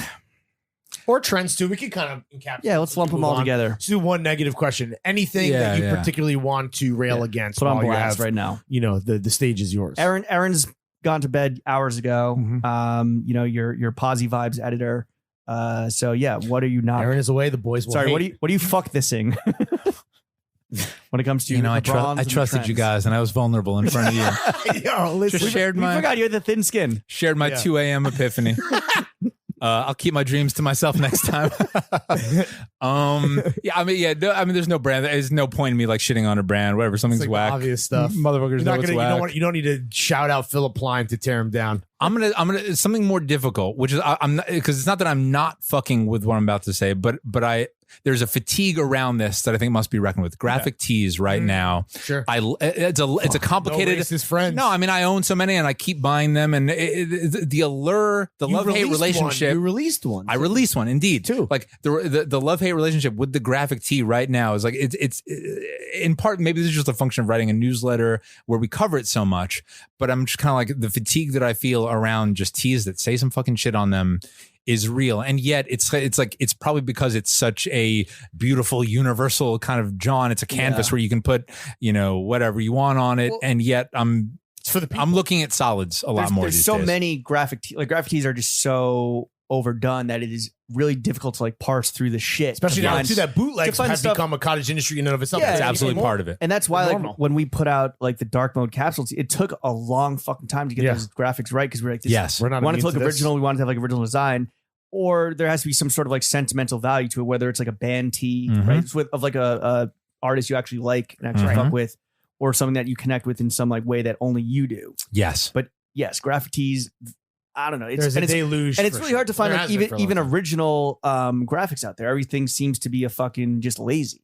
That's right. There's a lot of so it's The last graphic tees I found that I really fucked with were Bookworks. Yeah, Shout out oh, to yeah, Oscar those are cool. Yep, and those are dope. Martin, I want to say. Yeah. But yeah, that was the last time where something like they actually felt like fresh and original and something like that's not necessarily already out there. And one thing that we've tried to do in the newsletter, like while still caring about t-shirts, is find people who are not only doing hand-drawn tees, but then finding someone who's doing like airbrushed ones, and just trying to find people who are just finding new ways to Block approach. printing, like what Antonio's doing at Yeah. 18. It's just something different. Just a something that's Some ingenuity unique, instead of just for sure. Right, copy exactly. paste in the Photoshop and send the PDF. Yeah, we're not immune to this. Like, so I don't want people to listen and think it's like. And I'm not pop shitting. culture I'm just talking about no, there's. I know. I'm just like it's a category right now that is very hard to be excellent in. But it's almost like that's the true challenge, right? Is to True. find a graphic tee that resonates in the fucking trenches of the horse shit. That's yeah, out you're there. right. You're right. Finding some level of ingenuity where you're bringing something new to the table, whether that's like content or just a fucking the bootleg game, just like doing something unique and special to you. That is how you are going to find an audience, and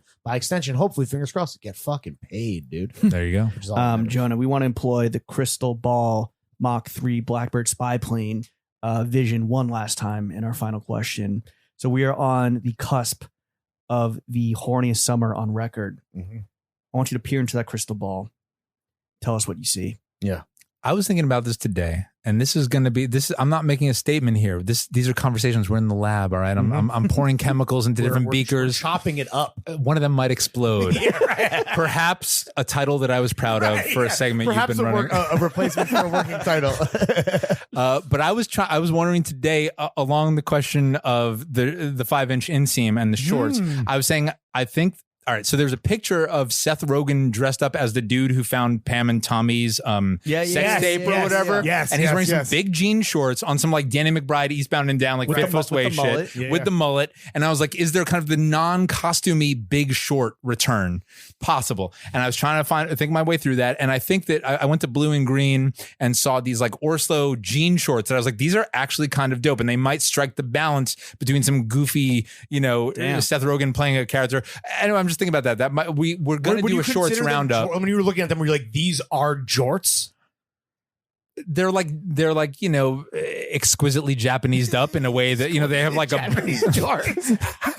exquisite Japanese jorts. Like you could tell they didn't look like you've rolled into the into the Walmart and copped the Jordache or whatever. Which is, I feel like, the hardest thing with the because big shorts definitely can work, but it's like, at what point do the big shorts become this all-encompassing novelty where the rest of the fit doesn't even matter now, because all people can think about are my exquisite giant Japanese jorts. Well, or like people obviously love the photos of Adam Sandler with the like enormous back, but it's like that works on him, and if you actually tried it because he's a Sandman, it'd be very hard to actually replicate that. But my head has been thinking kind of like, now that's it. With the horniness, people might just want maximum thigh. It might not be sexy enough. Might not be sexy enough. Sexy, hiding the skin, hiding the thigh. I do think leaving something up to imagination. There's absolutely a differentiation that has to happen between big shorts and jorts, which are usually big. But like the Issei Miyake shorts, yeah, those are 7-inch. Those are fire. Stussy makes good longer shorts. I have some EG shorts that are like hit like at mid knee that are longer than 5-inch. Like they're good big shorts. Jorts, I'm not convinced. I think it depends on personally, because like the new pod shorts, the Son of Mean Green 2.0s that are coming out, that's 5-inch because that's like a sexier errand athletic short where you need to be mobile. Yes. You need to be limber. That is form and function Voltroning together to make a perfect product, which we will be breaking down, I'm sure, for a half hour this Friday. But I think and I think we're maybe partly to blame for this, where it's like there are no, it's not binary, right? Of course not. Like there are beautiful bigger shorts out there, and it's not just, hey, I am lazy and I don't want to discover personal style and I don't want to put any work in. So 2 fucking dudes on the internet told me that it's 5 or die, so I'm only doing 5. No, there's a spectrum here. And also 5-inch doesn't mean if you wear them at your waist, yes, you are going to be showing a lot of thigh. If you're like an average, height guy, I sag my shits a little bit, so it like just hits over the knee. There's a brick of money in there. There's a microphone in there. Jack Frost of selling that blast off. The nuclear football is just stuffed my shorts. There might be a fucking brick of money holding them shits down. So that's interesting. So maybe you want big shorts. Maybe we're hearing might be a hammer in the jorts. Short experimentation. Yeah, well, and Guns yeah, everywhere, just like the jorts came with hammers. I guess the question that I'm asking myself, and this is like we're really in the Spyplane lab here, is kind of like how can volume work in shorts this summer? That's a question that I'm thinking about as Both in width, length, depth, even time. We're taking it to the fourth dimension. If there's a Subaru out back, is that the fourth dimension? Yeah. How's your dumper dumping? Probably like a little less length because on the intro. Obviously you can't get into like the moment for capris is not now. No, if it's coming, I don't know if there ever will be a moment for me. And I'm not. You can say never, but so I'm not really talking about getting below the knee. But I'm just trying to think about ways in which we're never going to see like Balenciaga put out some fucking jorts, right? Like, or wait, never, or because I feel like we're about to. Oh no! I mean, if not, they don't. They probably already have, right? Yeah, you know. All right, Jonah. All right, cool. Well, listen up, man. You're year in to the only sletter that matters, right? And the goddamn motherfucking boys here. We launched your career. We want to launch you to the next level. Sure. Thank you. Right. Our pleasure. We want to offer up some constructive criticism that take it or leave it. We highly recommend you take it. We have never failed you up to this point. That's why we are deading. Fuck with this and fuck this or whatever. So first up, I'll go first, I guess. For some CC. You know what's great when why DaBaby and Lil Baby are so fucking successful? It's their feature game, bro. They're charging 100 racks a feature. They're fucking ubiquitous. They're doing pop songs, doing country songs, they're doing everything, right? That's why they're wall to wall, just on the airwaves, across Spotify, everything. Get your feature game up. Guest right our Thursday dumper every other Thursday, please. Yeah. I like the idea of a little synergy, but I cannot take on another sletter obligation. As much as I would be honored to do that. Sletters, you're like, I'm wrecked out, bro. I'm wrecked. I'm wrecked with the Rex. Wrecked with the Rex. It's helter skelter. But that is good advice. Game. That is good advice. Okay. I'm just saying, like, dabble your skills over here. That's sprinkle right. the BBSP magic over here. Mm-hmm. Let's get out there a little more. Thank you. As we've talked about ad nauseum to this point, it's like there has been a lot of interesting opinions and some good banter, but one thing is for sure, and we've mentioned a lot, it's that we put you on. That is a fact that cannot be denied. If people come out of this episode learning one thing, just one thing, it's that we put Jonah on, and we do it because we love the game and you're good at what you do, and it would be a disservice to the people to not stand behind you. And I'm just thinking, like, okay, let's think about how can we make this a two-way street? How quid pro quo? Yeah, quid pro quo. How could the boys, get a little juice back from the mock? Wet your beak. Yeah, exactly. What about you handle some guest booking for us and maybe help the only podcast that matters get on your level with the guest booking? Maybe just text the most famous person in your phone right now and just be like, yo, you already know I killed the profile. You already know I fucking killed the unbeatable recon. Maybe I can book you. He's getting his phone on the only podcast that matters, And I wonder who that would be. Would that be Jerry? That'd be Jer? Trav? Jared's probably, so this is for a while, a buddy of mine and I who do celebrity profiles together had this kind of like game where, as I said before, I don't ask people for photos or autographs, but anytime I get a person's phone number, even if we're not on it like that where I'm gonna hit them up, I keep it in here. So let's see, who would you want? Do you want I think we discovered that ASAP Rocky's phone number doesn't work anymore because that's from like an old number. That was when Peso came out, so it's probably not done. Adam Lambert. We can keep scrolling down Adam Lambert. You don't want Adam Lambert to come on the only podcast that matters. Let's see. There's also, please don't say civilians' names because some of these people are just my friends. But let's see. We got that's St. Vincent's alter ego. Okay, but, cool. I don't know. Do you really want her? Ooh, I see a little. Well, not. We're only through the A's here. We're only through the A's here. If you let's say you could get one guaranteed. Hold up. Yeah. Wow. Bradley Pitt, Bradley Cooper. So I'm saying Brandon Wardell. Are we Bruno Mars?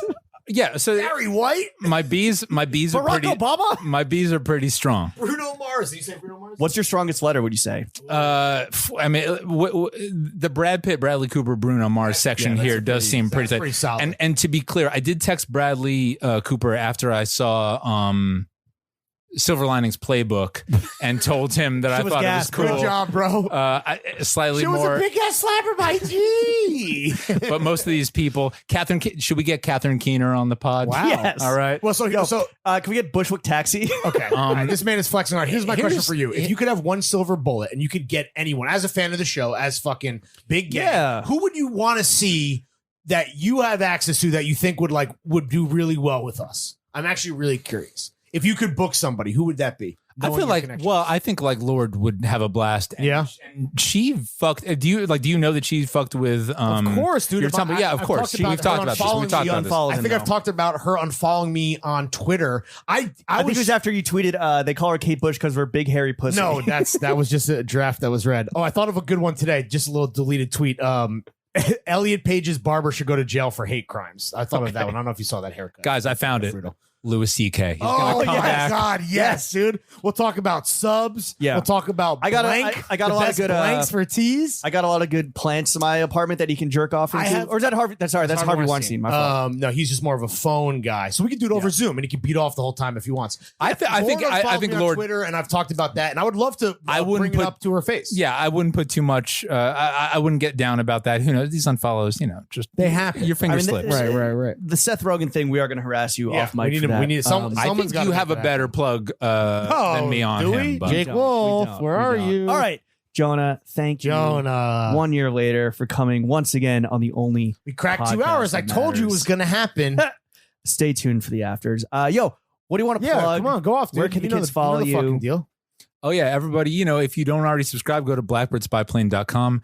Smash the subscribe if you fuck with it, if you want it to continue to exist, if you want to be the kind of person who financially supports rare miracles. Right. Sure. Go behind the paywall. It gets even crazier behind the paywall. It really does. And then, Blackbird Spyplane on Instagram. But you just go blackbirdspyplane.com. Check it out. Jonah, thank you for coming. Thank you as always, buddy. Thank you guys. So fun. The favorite podcast of the only sletter that matters. Chef, slap that motherfucking, I'm assuming it's a Wu-Tang song. Wu-Tang Visions. He called his own shot. I mean, that's VIP tribute. You know how the fuck we do. Chef, run it up. Apocalypse now. Mind over matter, next batter be to cow. Put it on a platter, how much uncut? Raw shit we dealing with, murder track what? Slang killing it, touched, you feeling it in your bloodstream, deadly venomous elixir. Hammer like sledge, that be sister. All in together now, follow me to Mr. Meth Candyman, farewell to the flesh. Death come in the scripture, 2001, bring the rap Armageddon. Let it be known, when you walk up in this dead zone, with all that whack shit, now you know you dead wrong. 1,000 lash. Detonate that, pussy mass and gill rap, cleanse that. The kids rank, snatch collars off, wild riding off, float boat, big boys, Oakland A's, stashed away blades, ventilation, let the sharks animate. Something shice like 7 butcher knives, rolling rover style twice, finger itchy like lice, hair fell out, something to conquer, stomp you like that cat Blanca, toy Tonka, truck 10 carat on your monster, ring rocky like fuck, switch sides like water rides, the dad bubble life preserve the other guys, now fuck y'all, act wilder, the style wilder than the prayer mantis, chilling like